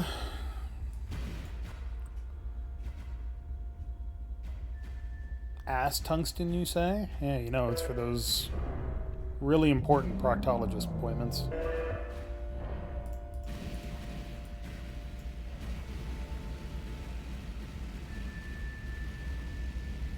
Shit, I am gonna get 300,000. Hot damn. No, don't turn to face that.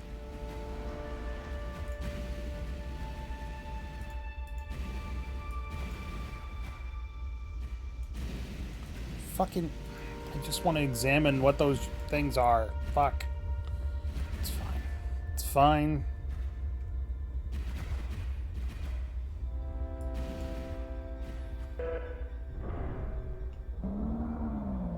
Nom.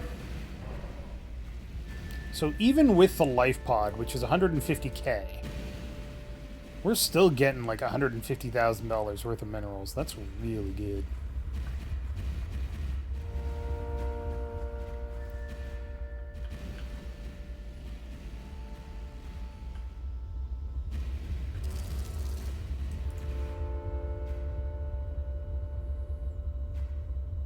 You are a little bit of tungsten. Not bad, not bad. Those are also tungsten, aren't they? Yep. Small. Tiny little tungsten rock. Slightly bigger. 420 though.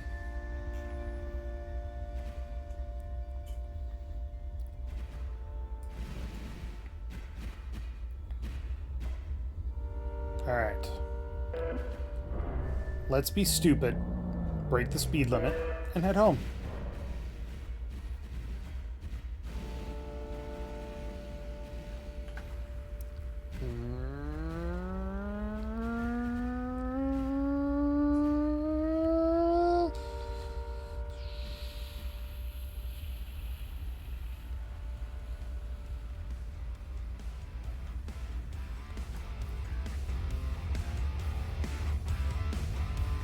Oh god. Oh, that hurt. But we got some beryllium out of it. Nice.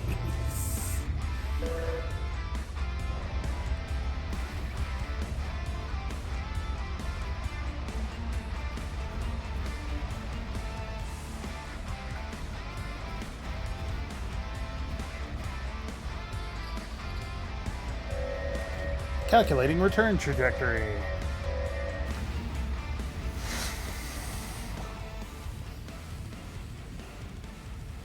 So yeah, if you hit 200 meters per second, the game will immediately abort you and tell you to go back home.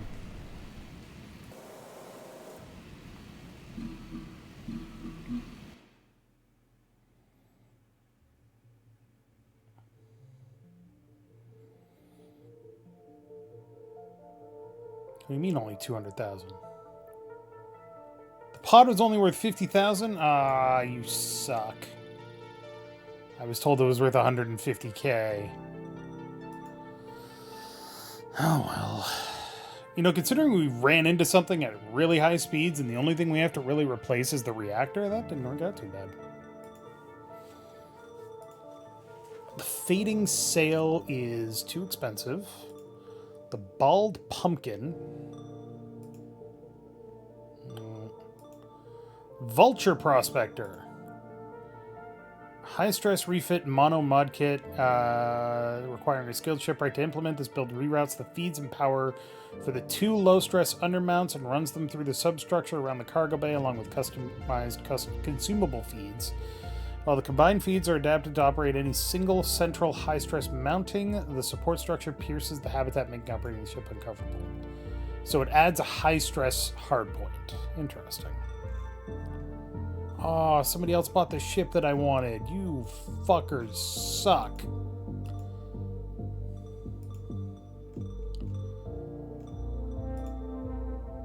There is the KX-37, which extends the cargo bay by 4.4 meters. So your cargo bay goes up by about 20 cubic meters in process storage. This is actually a really good ship for making money.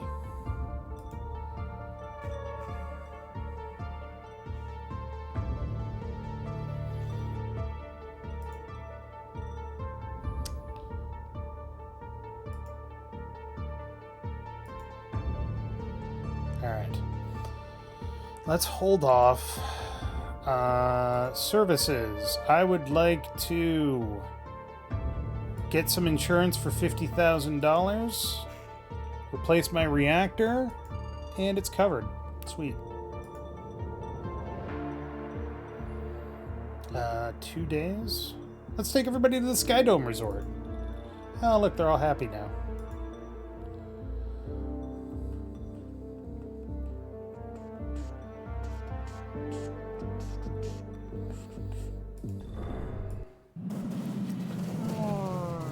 Alright, so my goal for today is I want to buy a Pelican Prospector. It's going to be tricky because we got to wait until one's actually on sale.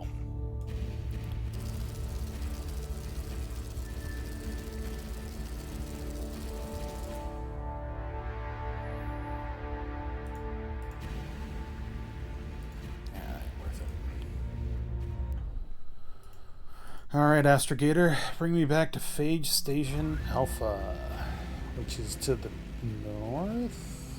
Okay.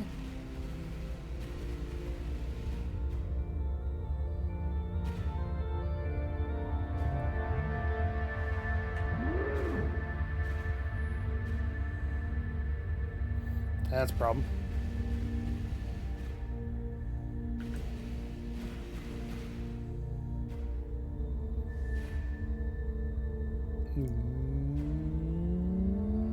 Clear sailing.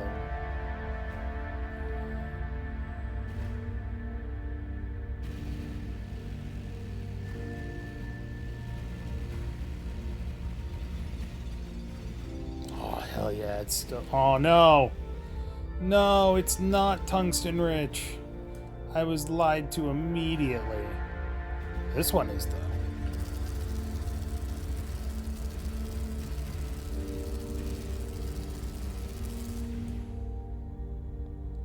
Well,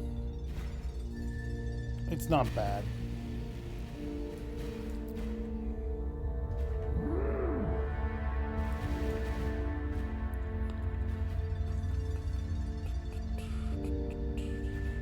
Donk.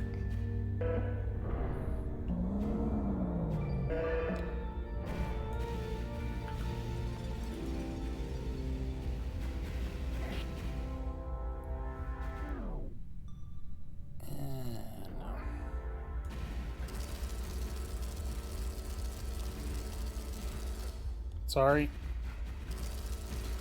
Sorry. I mean, realistically, there's nothing I can do to hurt this thing.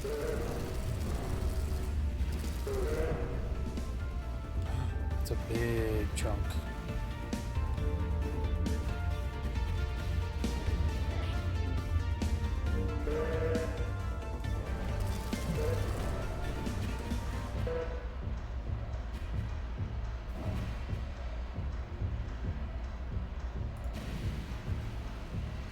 Really? How did you get stuck?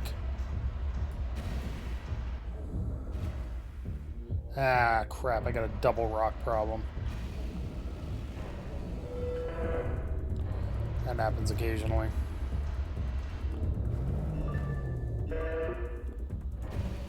You get 2 rocks stuck in the opening. That is tungsten.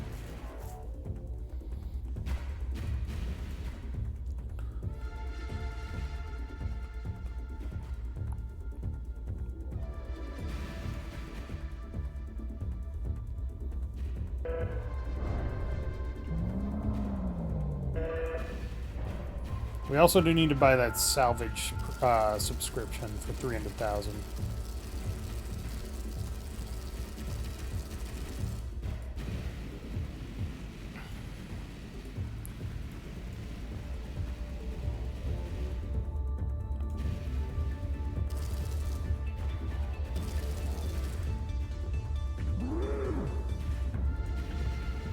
Vanadium, you're still a rock. You are not tungsten. You are tungsten. Come to me.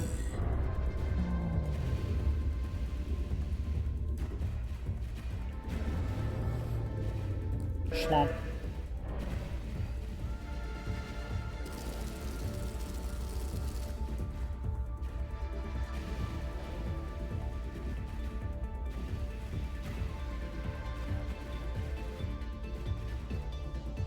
Mostly palladium.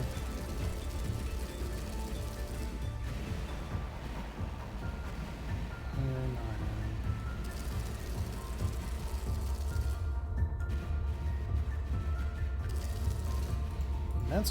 That's a valuable piece of vanadium right there.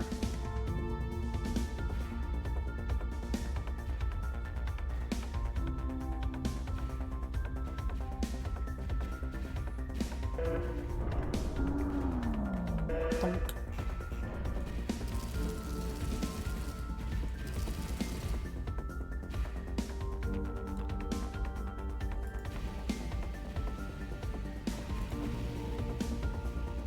I really need to check the prices on things.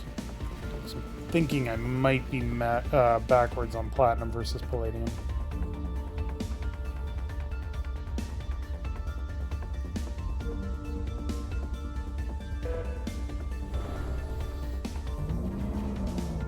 Nom.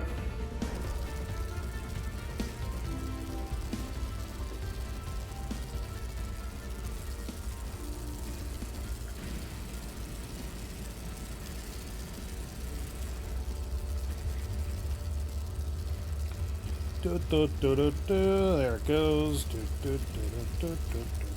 Pop. Pop, pop, pop, pop, pop. Pop, pop, pop, pop, pop. Pop, pop, pop, pop, pop, pop, pop, pop, pop, pop, pop, pop, pop, pop, pop, pop, pop, pop, pop, pop.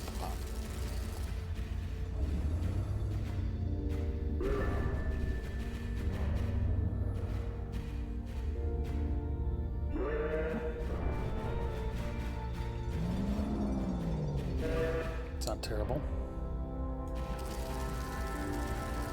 A little bit of energy turns into about $15,000.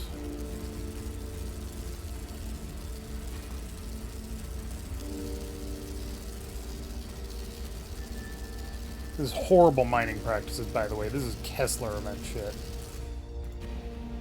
Kessler? Kepler? This is shit flying into shit at high speed shit.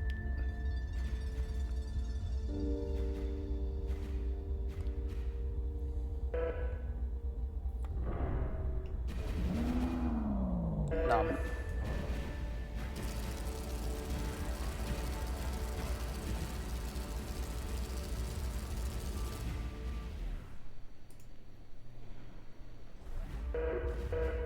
Thought I saw something over there, but I didn't.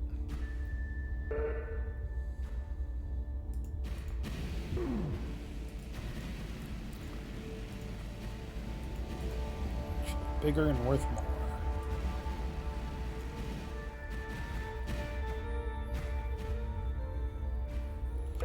Little tiny bit of tungsten.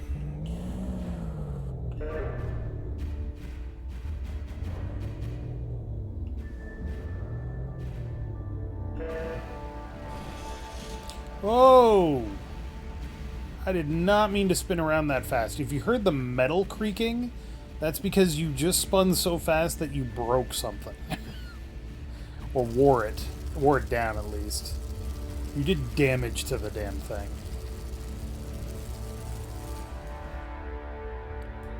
And I did not mean to do that. Iron.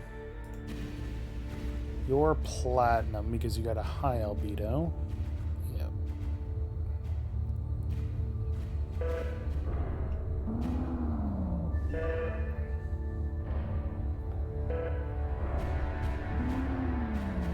Try spinning, that's a good trick. You can. Like, you can get up to some pretty ridiculous speed with spinning. But it's never a good idea. Yeah, I think platinum is worth more.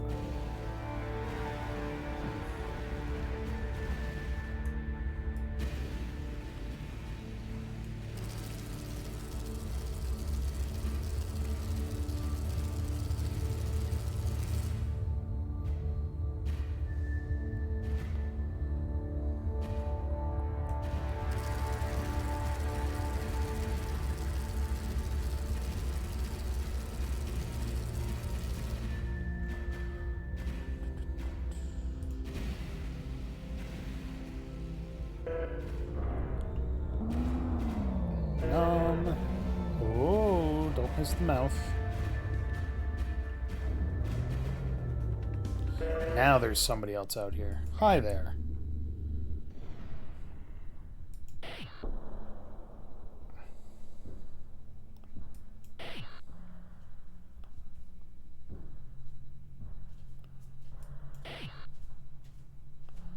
Still looking for Ribbon Dawn, though.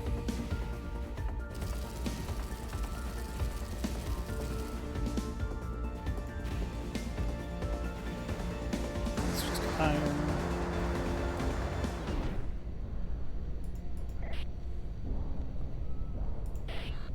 Anarchy!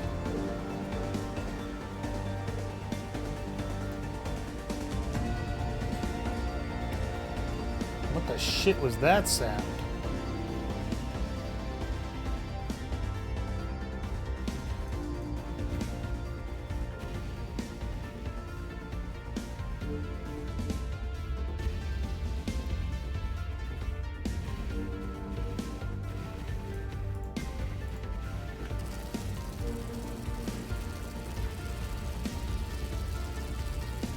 Oh, you're having a bad day, ain't you?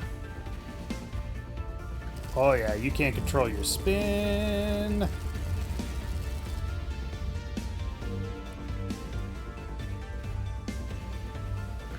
So that's a massive reactor leak right there.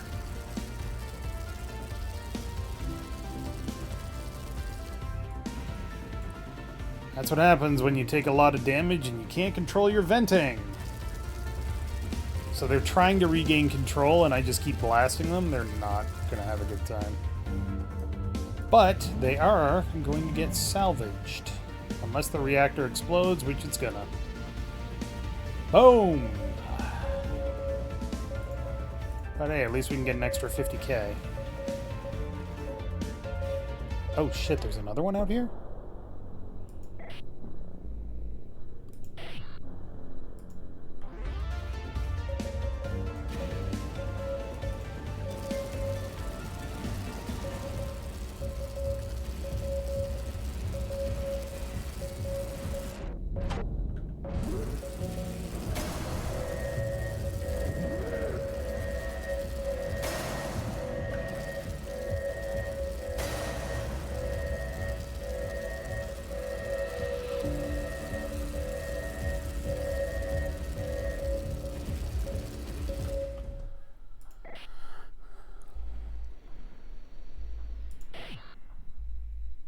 Fuck you, I'm under a fucking attack, you asshole.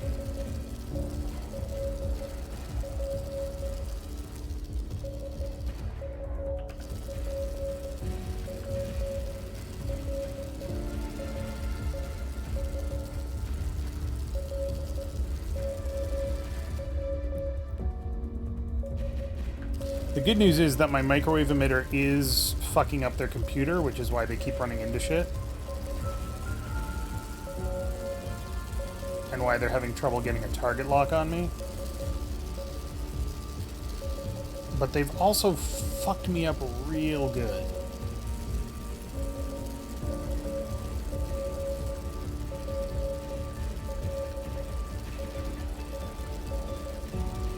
Come on, bitch face. You know you want to die.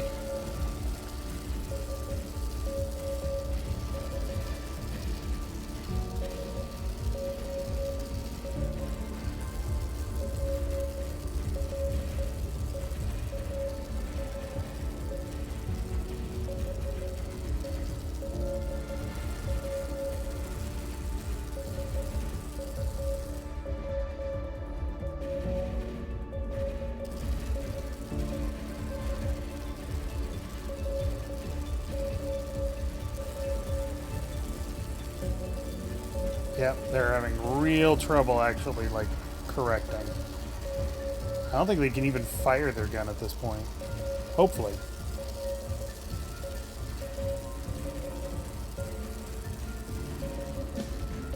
Oh, now you show up. You want to start shooting? No? You good? Cool. Wait, how badly fucked up is my thing? Jesus, it's misaligned like hell. No wonder I'm not hitting properly.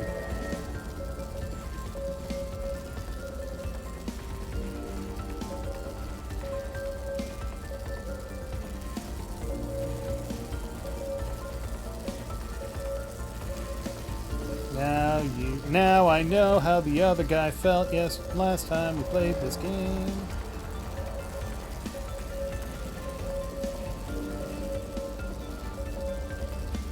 Where are you going, Ringa?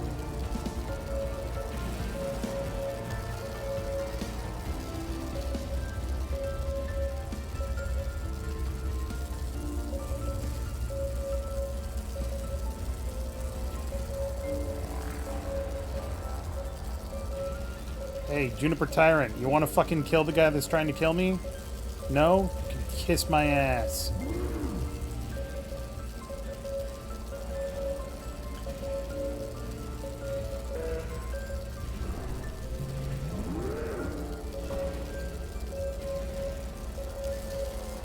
Fuck. Should've grabbed that pod.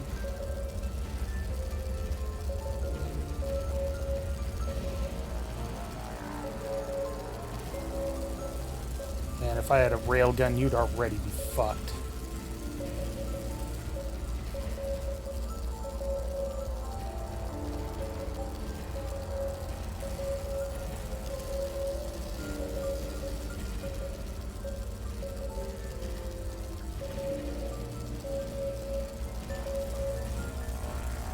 Oh, God. Okay. Ooh. I don't know if those explosions hurt you. They're not comfy, I'm sure, but I don't know if you actually take damage from them.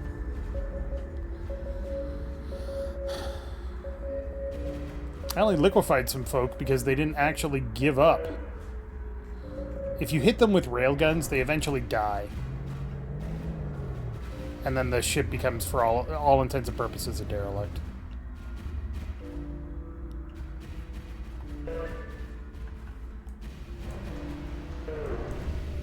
Shit.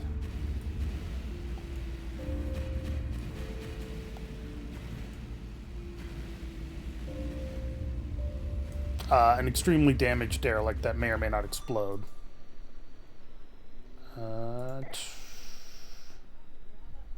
You've been selected for a routine AT audit. Oh, please open a port and authorize my access. AT audit. Artificial threat audit in search of rogue artificial intelligence. And who are you exactly?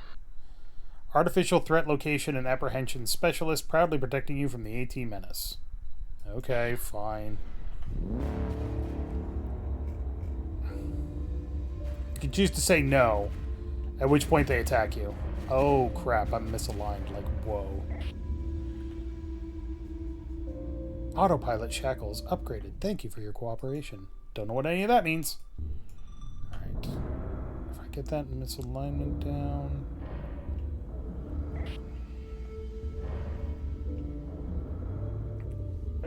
There we go. We regret to inform you that you are an AI.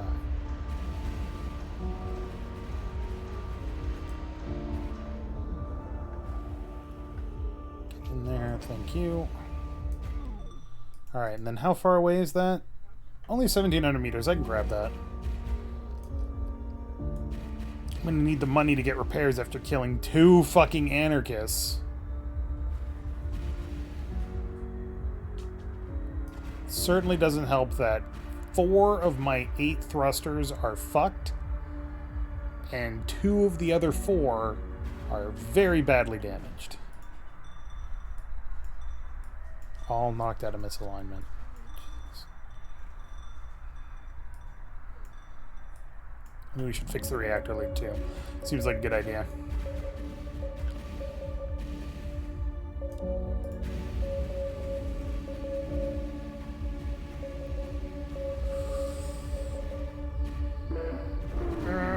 Donk. All right. Let's head back to Ensalada Station.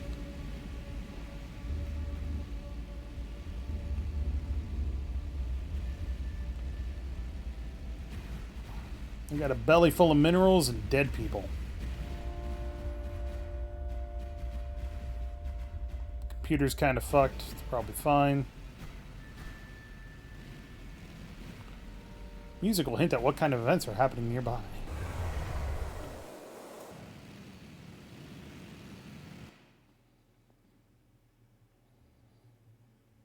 Alright, so we should have 2 anomalies. Yep, $300,000. Because I guess these ones, I didn't kill them, so they're worth an extra 100,000 each? Cool.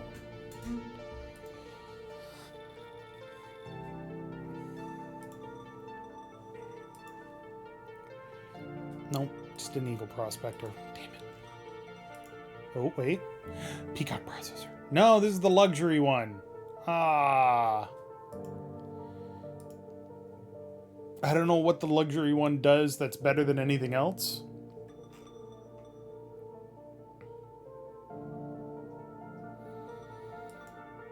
It's the same amount of dry mass, the same cargo bay. Oh, it can hold... No, it can hold 2 less crew. What the hell? What's in the point? There it is. The peak... No, the Peacock is the... Yeah, we don't want a Peacock. We want a... Whatever the other one is. Oh, what a pain. Okay, that's alright. Oh boy, everything's fucked.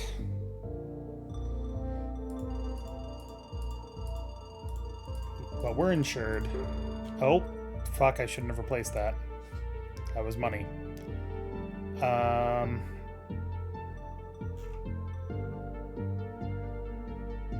Huh. You always want to hear that your reactor is failing.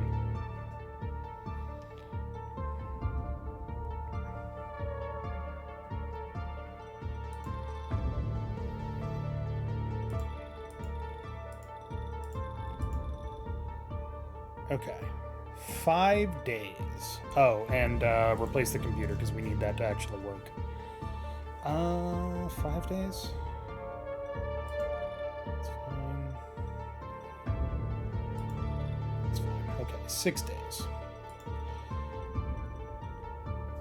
Alright, let's take the scrap-right recovery operations. And then we will spend 7 days at the Underside Inn, which is... offers comfortable quarters for prolonged accommodation while located in the premium spot on the very rim of the station, offering a fantastic view of Saturn and Seoul. Many occupants find direct exposure to the station spin unsettling. The outermost location provides the highest apparent gravity available on the station and is quite famous among travelers from down the well. The Moonview capsule is premium capsule accommodations with full-size overhead view of Enceladus. Located on the rim of the industrial ring of Enceladus Prime, this capsule hotel operates only a fraction of the nominal gravity, making it well-suited for prolonged zero-G recovery. Struggling to understand reality? Draken, Philosophy Consulting. And then there's the Sky Dome. The Sky Dome Resort, located on the picturesque rim of the residential ring of Enceladus Prime, offers luxury accommodations for the most demanding citizens of the station. A 0.7G gravity combined with a recreation dome equipped with full-scale artificial sky, natural Obonto-grown vegetation, and even an outdoor swimming pool makes any stay at the Sky Dome an unforgettable experience. Alright, do that. Hey, look. Nice. And then 1, 2, 3. Okay. Ship is fixed.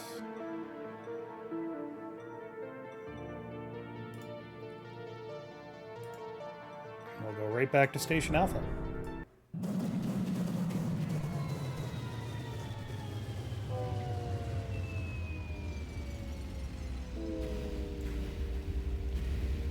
And we're back into the dive.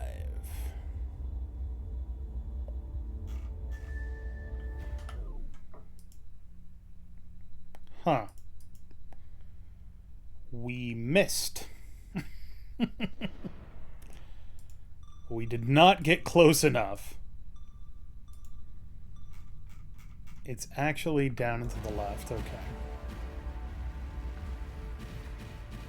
So you can avoid that by paying for a more precise dive, but that gets expensive very, very fast.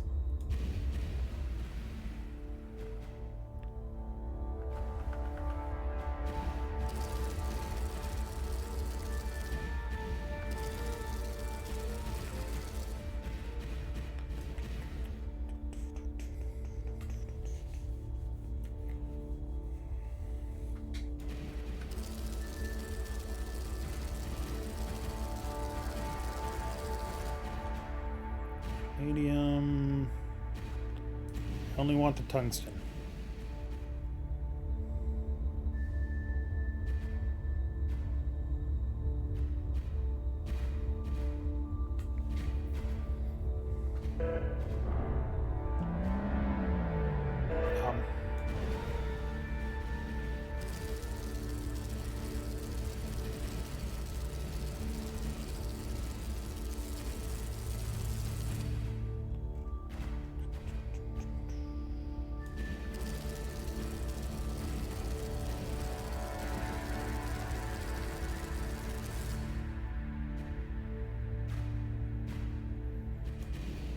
I only want tungsten. I would like to become tungsten millionaire.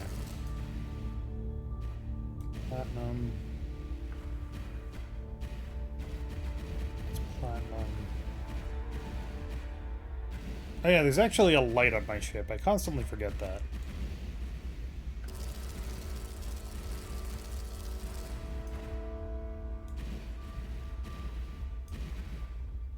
That's a big iron asteroid. Sorry, these aren't asteroids, these are ringroids.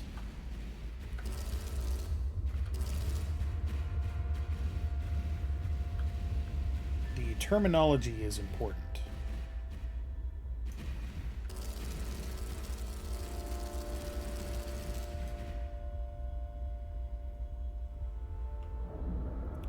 Perfect shot. Oh, fuck you.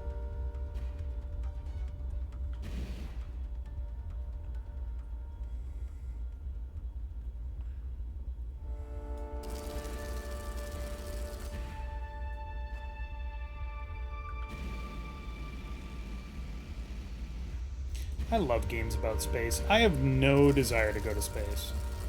None whatsoever. But games that let me live out the fantasy of going into space, like games like this and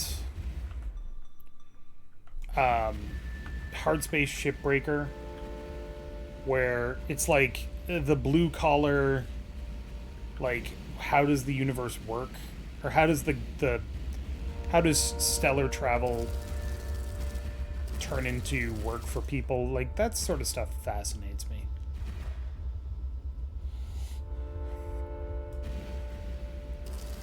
Because, I mean, any game that's like, oh, like Mass Effect. If you think about Mass Effect, and you're like, oh man, Mass Effect is so cool, you get to be a space hero and it's awesome. And it's like, yeah. But in Mass Effect, there's somebody on Mars using a drill to mine out Element Zero. It's just the way the universe has to work. And it's like, yeah, I'd kind of like to see that. Maybe not necessarily make that into every game. Like, the mining sections of Starfield felt so superfluous. Except as a narrative device to ensure that you understood you were not a special person, but you became special by virtue of what you did. That was cool. But then it's like, oh yeah, you're just a space miner. And then it's like, I don't think you're doing this right.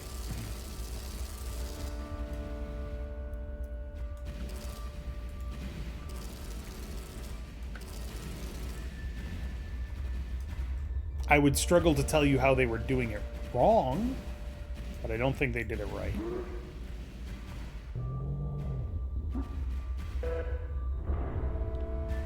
Favorite part of Starfield was the ship designer. Agreed. I spent way too much time on that. I also really enjoyed just doing like random, oh look, there's pirates here missions. And docking with their ships and going into like close combat and stuff like that. That was cool as shit. Like, for all that Starfield wasn't a great game, it did a lot of things right.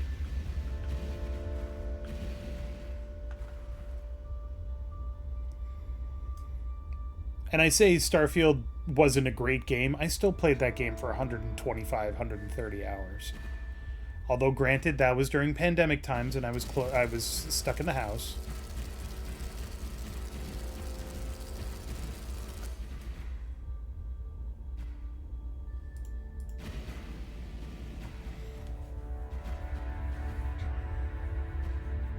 But yeah, I honestly enjoyed the time that I spent in Starfield. I have no desire to play Oblivion Remastered. I have no desire to play Skyrim ever again. I put a lot of time into those games, and whereas I felt like Starfield gave me an incentive to play again, and I did. I think I played through that game like 2 or 3 times. Starfield gave me an incentive to play again, and Skyrim and Oblivion and Elder Scrolls games do not.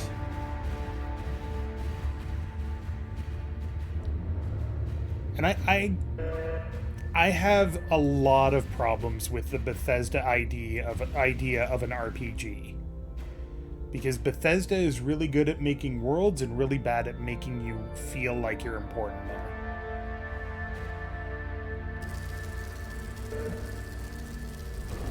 It is possibly one of my biggest complaints.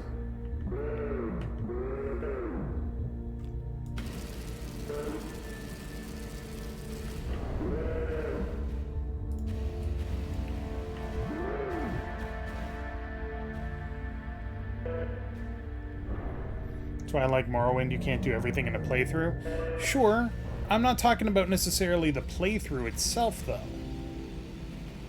Like, probably my biggest problem with Bethesda RPGs is that if you take, for example, Skyrim is like, here's this big, expansive country where you can do anything and everything, and you're a master, or you're the Dragonborn, and everybody worships you, and you're so cool, and blah, blah, blah.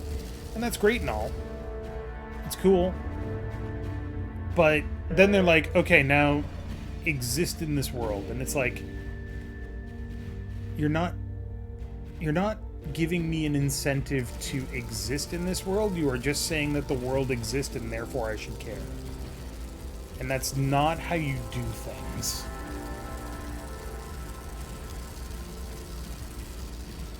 oh, well, you need to stop the threat of the dragons and blah, blah, blah. And it's like, yeah, but the threat of the dragons isn't going to become a problem if I don't care. You have not created a problem for me to solve, you have created a checklist for me to mark off.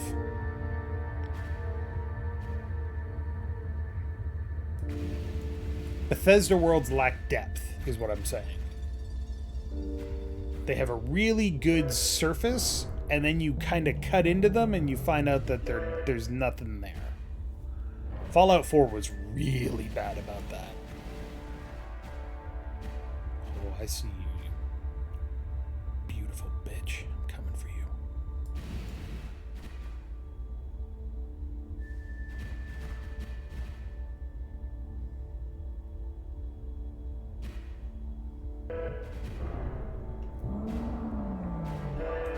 Now, that being said, as I mentioned before, out of all the Bethesda RPGs, Skyrim, Oblivion, Morrowind, Fallout 3, Fallout New Vegas, Fallout 4, although Fallout New Vegas is kind of iffy, Starfield, I have probably spent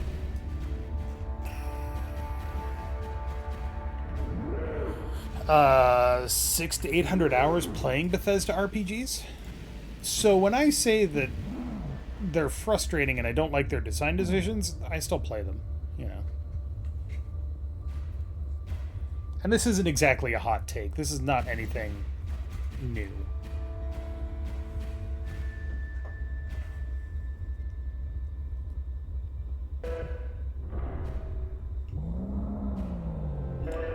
But Bethesda goes to a lot of effort to put a lot of detail into their games and then makes those details as shallow as possible.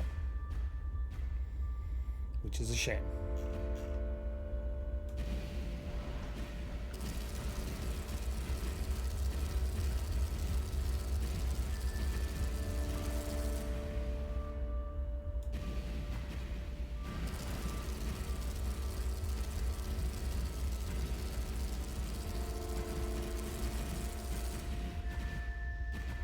Any good tungsten chunks in here? It's better. There's a good one too.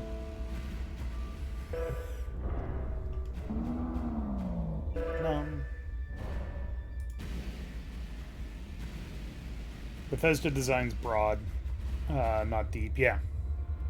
And the problem is, once you've examined that breadth, and you're like, now I want to get into it, there's nothing there.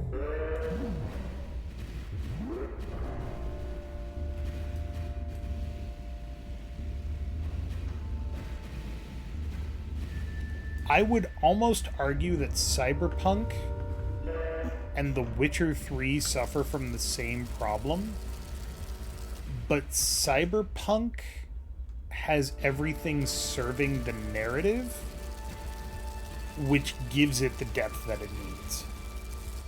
Everything that you do in Cyberpunk advances the theme, which is impressive. They basically did it right. And then The Witcher 3 I honestly haven't dug into very much. It's not my game. I did not enjoy it too much. Which I recognize as blasphemy, and now I'm gonna get fucking ratioed and blah blah blah. But whatever. I don't care. Witcher 3 is fine. I didn't play it very much.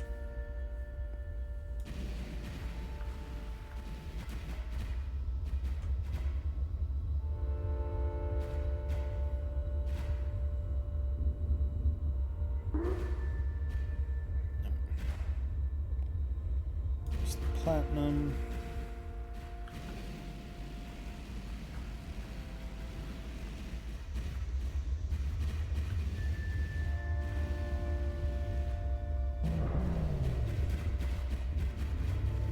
All right. Grab that.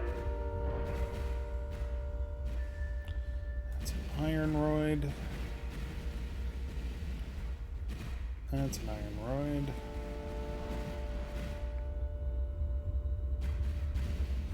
I guess when it comes down to it, as a gamer, quote unquote, capital G, TM, trade snark,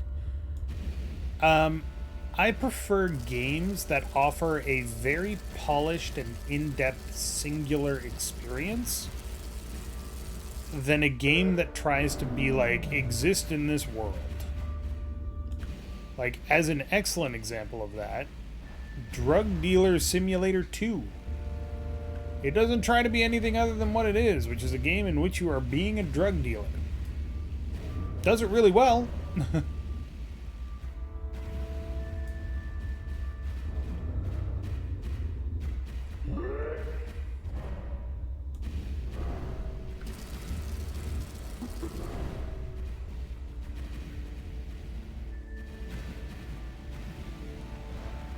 Getting console more. Did I ever try Schedule 1? No, I watched Markiplier and his friends play it. It looks fine, but I've already played that game and it was Drug Dealer Simulator 2. So I didn't feel any particular need to play it.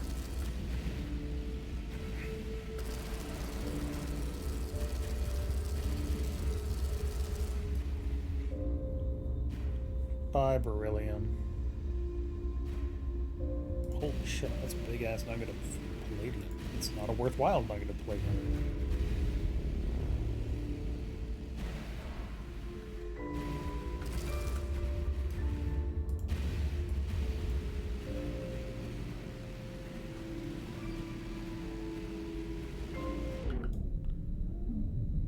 State your business. My business? I don't have business. I'm leaving.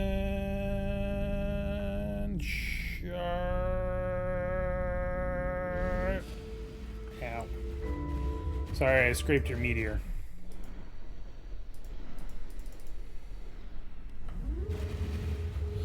Alright, looks like there's another fucker over here who wants to go.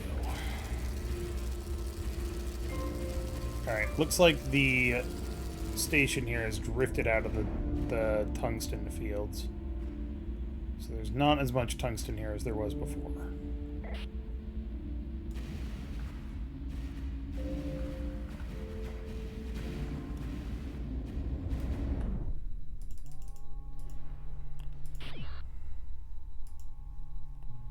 No response? That's rude. You're flying very straight. Are you one of those ships? You are, aren't you?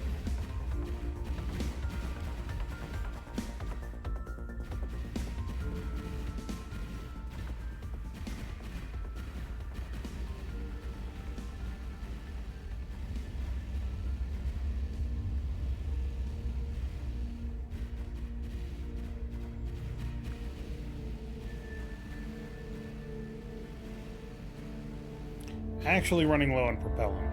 That's okay.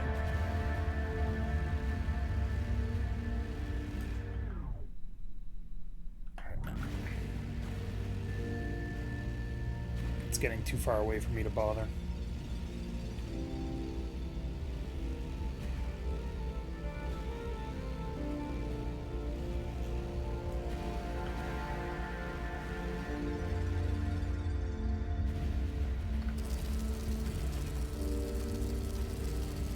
Probably for the best. It's probably one of those goddamn singularity core assholes.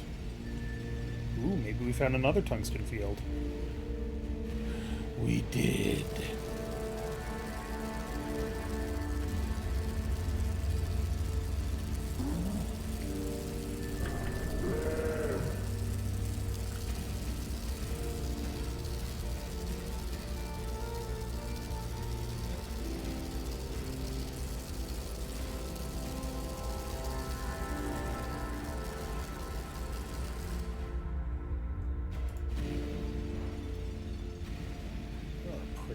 Rock.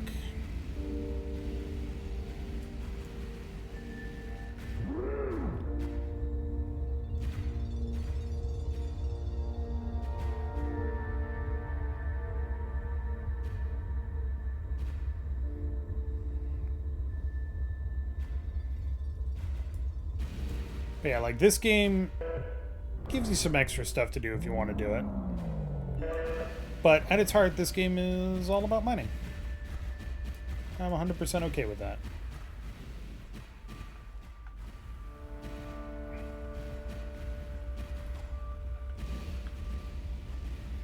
Now, that being said, a game like this won't necessarily hold my interest for very long. So that can be a troublesome part.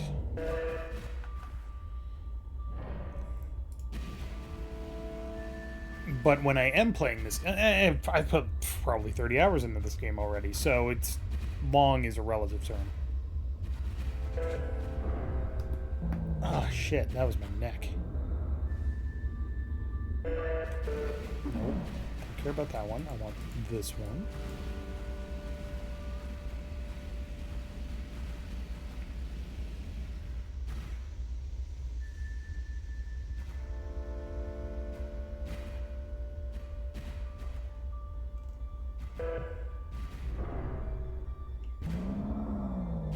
Nom.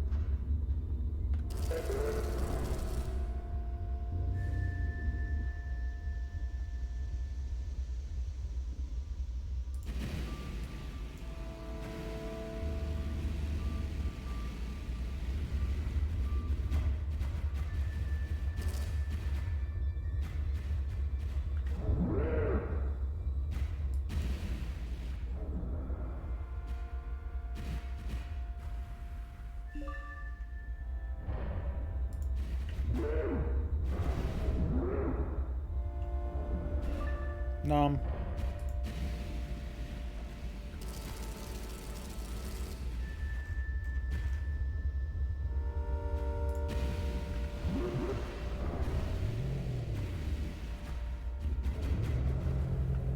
Honestly surprised we haven't heard from the salvage crew yet.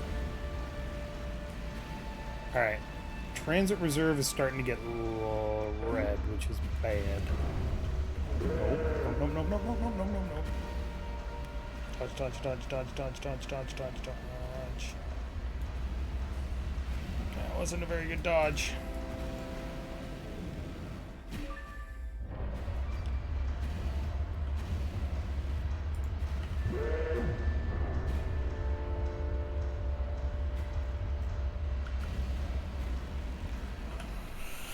Alright. Back to Enceladus Prime. Do not whip around too fast, because that will go like that. Thank you.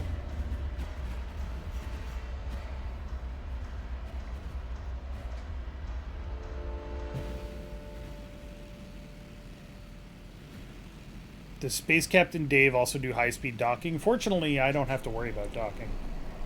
Also, no, in this game you really can't do docking. High-speed docking.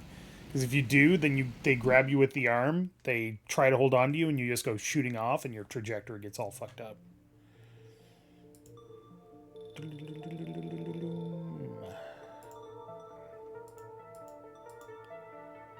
Eagle. Vulture. Is this the one? Nope. Korolev's Patriot. Nope. Look how goddamn out of fucking alignment those mass drivers are. Jesus. Existential Sky. That's a good name.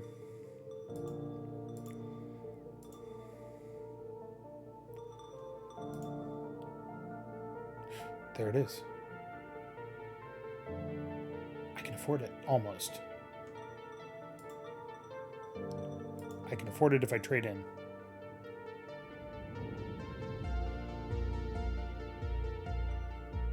Let's do it.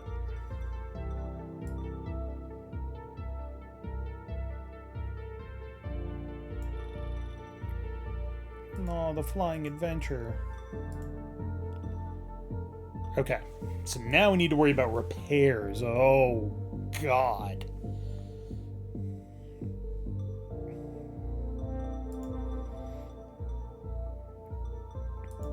can't get insurance. Alright, repairs. Whew boy, this thing is fucked.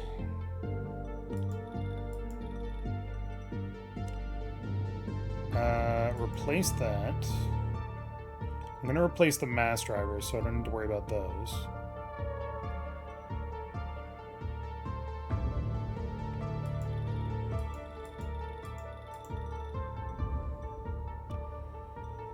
And I might replace the thrusters. Let's see.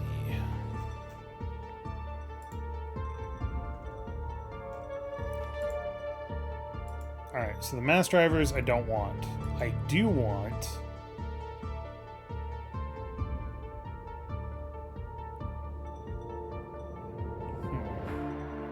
Can also get shields. Shields are weird. Not really helpful.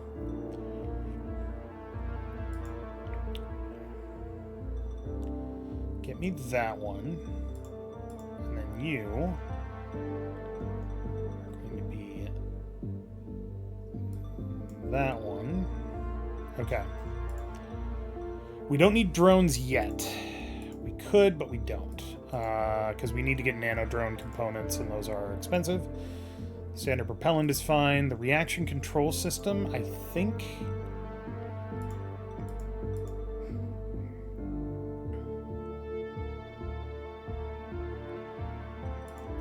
So, this is the one that we've got, which is fine. It does 200 kilonewtons of thrust.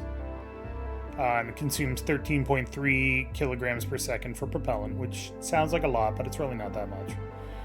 But if we do the RAK-44 thruster, it's twice as much thrust, twice as much consumption. Is it twice as much power? It's 3 times as much power. Holy shit.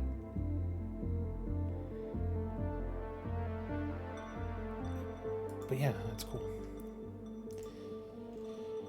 And then the engine. So this is a 750 kilonewton thrust. That consumes 50 kilograms per second of propellant, requires 100 megawatts of power, 5.6 thermal. This is 3,500 kilonewtons. Consumes propellant like it's going out of fucking style.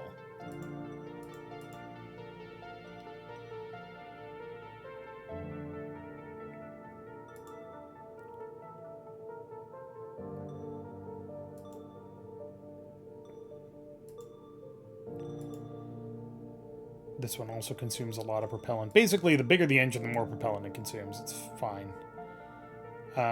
We need to upgrade the thermal capacity, which means new fuel rods.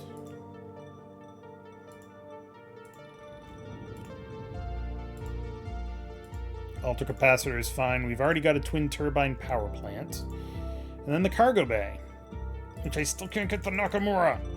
Shit.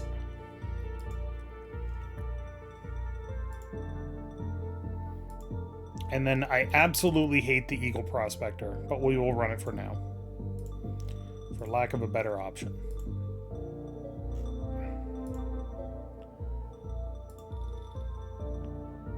Alright, and then repairs. Still going to take 7 days to fix everything. So, services. Everybody's going to the Underside Inn. Yay, everybody's happy. And then everybody takes some time at the Affordable Capsule Hotel. Now you're no longer happy. Damn it.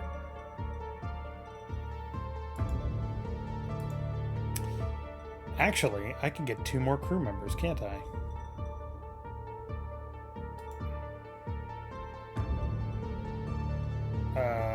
Can I?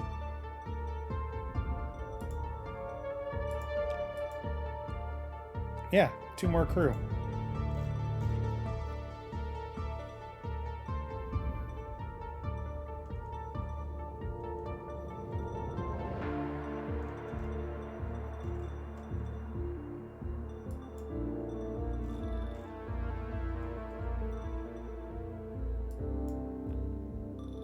All right. And back we go in our new ship.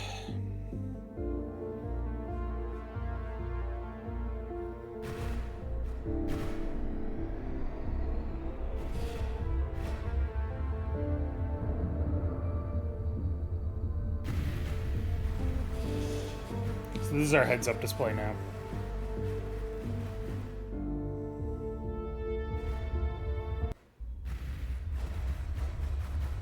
The MRS 6594 Rapid Shot.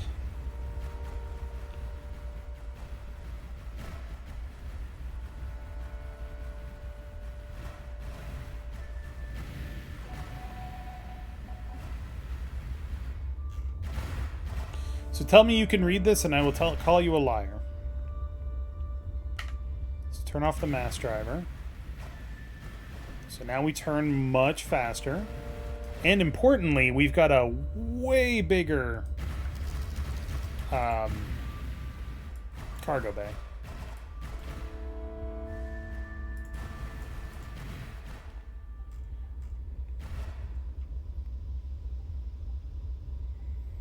This is the reactor temperature. Everything is in fucking Imperial because why the fuck not?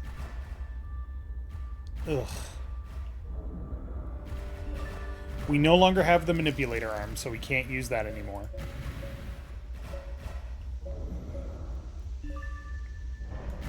But at this point, we just need money. So we'll grab anything that we can get our hot little hands on. And if we're lucky, we'll hear from Puppy Dog's Beast.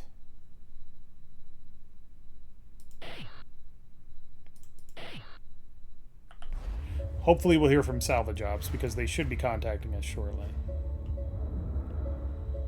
Gave them $300,000. They better contact us shortly. I'll tell you what. Also, look at the tiny-ass visual feed screen. Bullshit.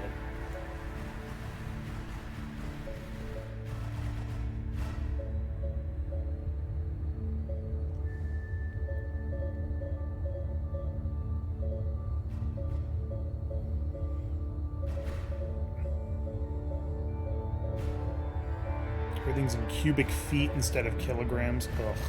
Or meters cubed. Trash. If you're going into space, don't use Imperial. Don't be an asshole.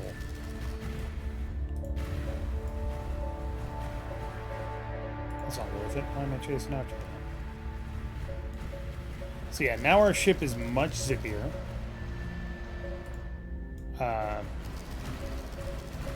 Which is pretty good. Much more maneuverable. This one we could probably race. I would, because I'm not an insane person, I would want a Kitsune to race. We're good.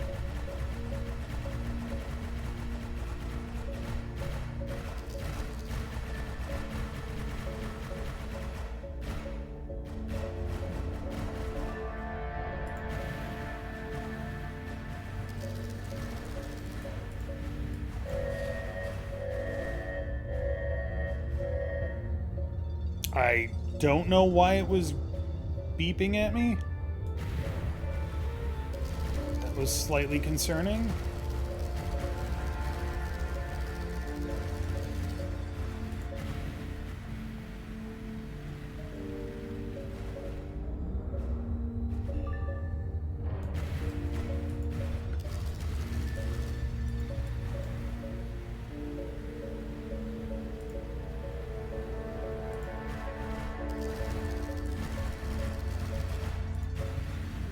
Somebody else out here.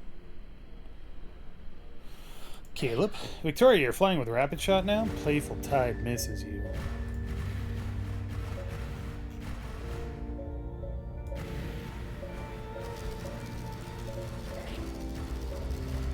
You look different, Caleb. New hair?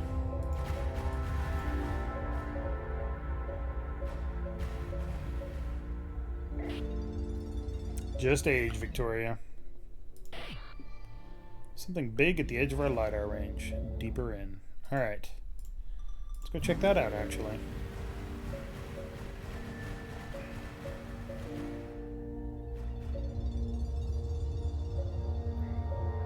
What LiDAR are we using? It's spinning too fast. I don't like it.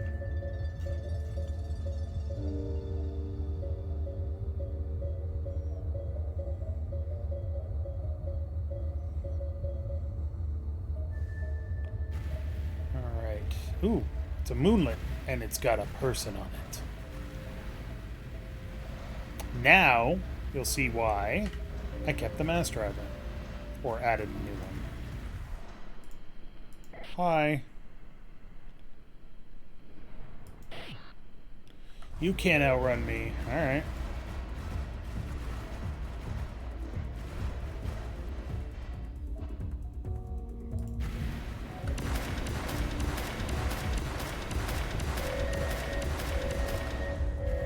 And I immediately drained my goddamn bank.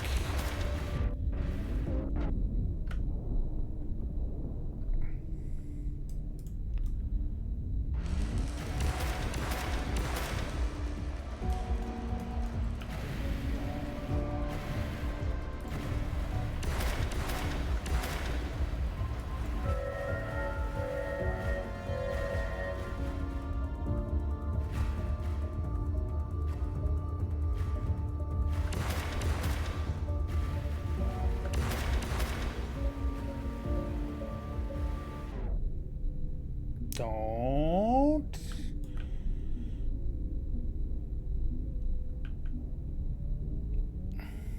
Okay. Everything is fine.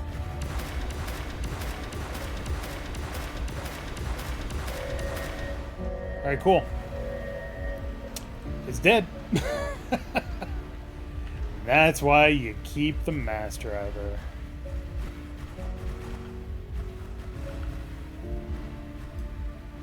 What the hell is going on here? Pump failure, sure. Everything's fine. Why am I jittering?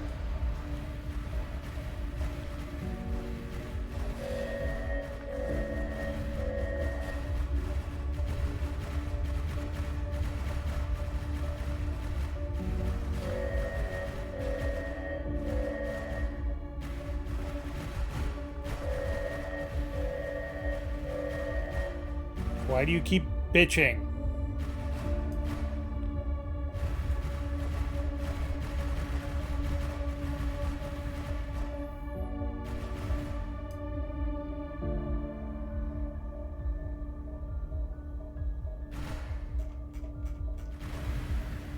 That sweet ass ship.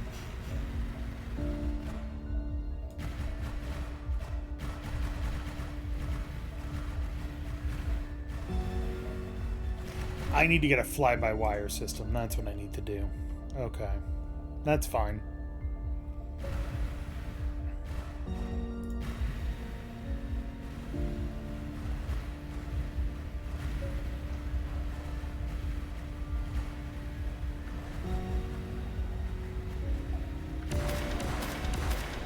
So I can't salvage this because I don't have a manipulator arm.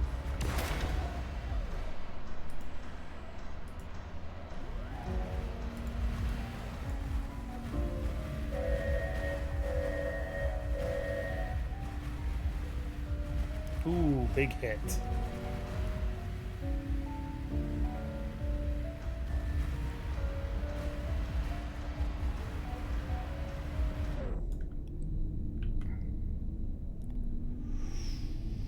Donk. Don't worry about it, it's fine.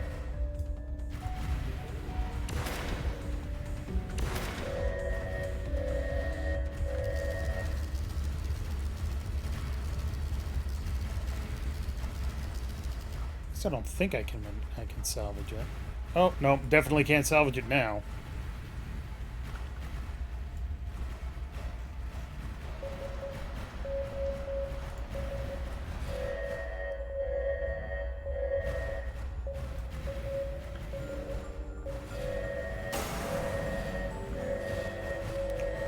Something weird going on with this ship, and I don't know what it is.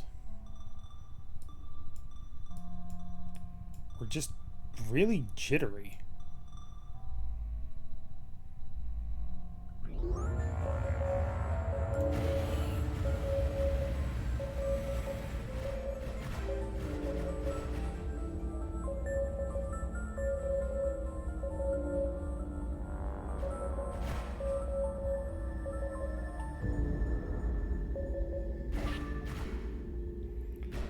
Strange, this light pod is not connecting. Let me try to plug it in manually. Alright. Life pod logs corrupted. Service required. Okay. There we go.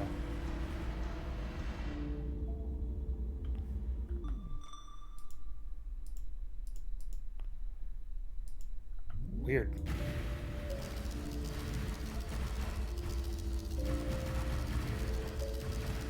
But yeah, if you... One of the upgraded autopilot computers has a fly-by-wire system, which, for the longest time, I struggled to understand what that meant. Then the game kind of spells it out for you. Fly-by-wire means that everything that you do is run through the computer, and it determines the best way to do it. Which, in a game that or in a ship that has a really jittery control like this one, is probably worth it.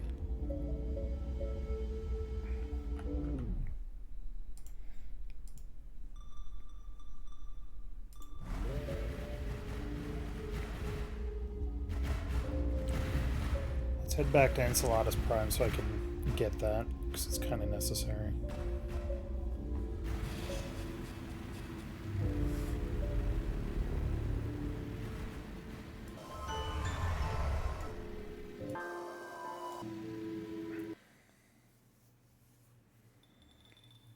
Plus, I need to fix all the things that just broke.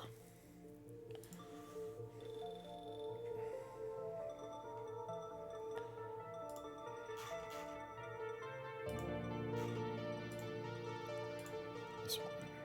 I think it's this one.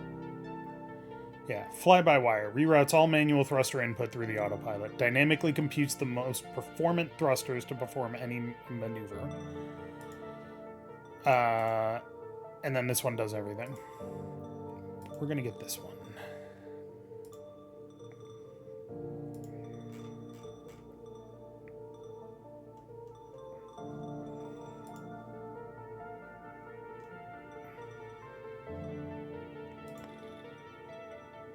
Services.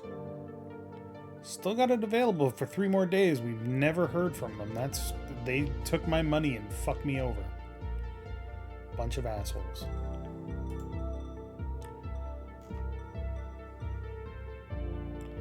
$10. Damn. Oh, that's not bad, actually. Oh, because I've got 2 mechanics now. That's right.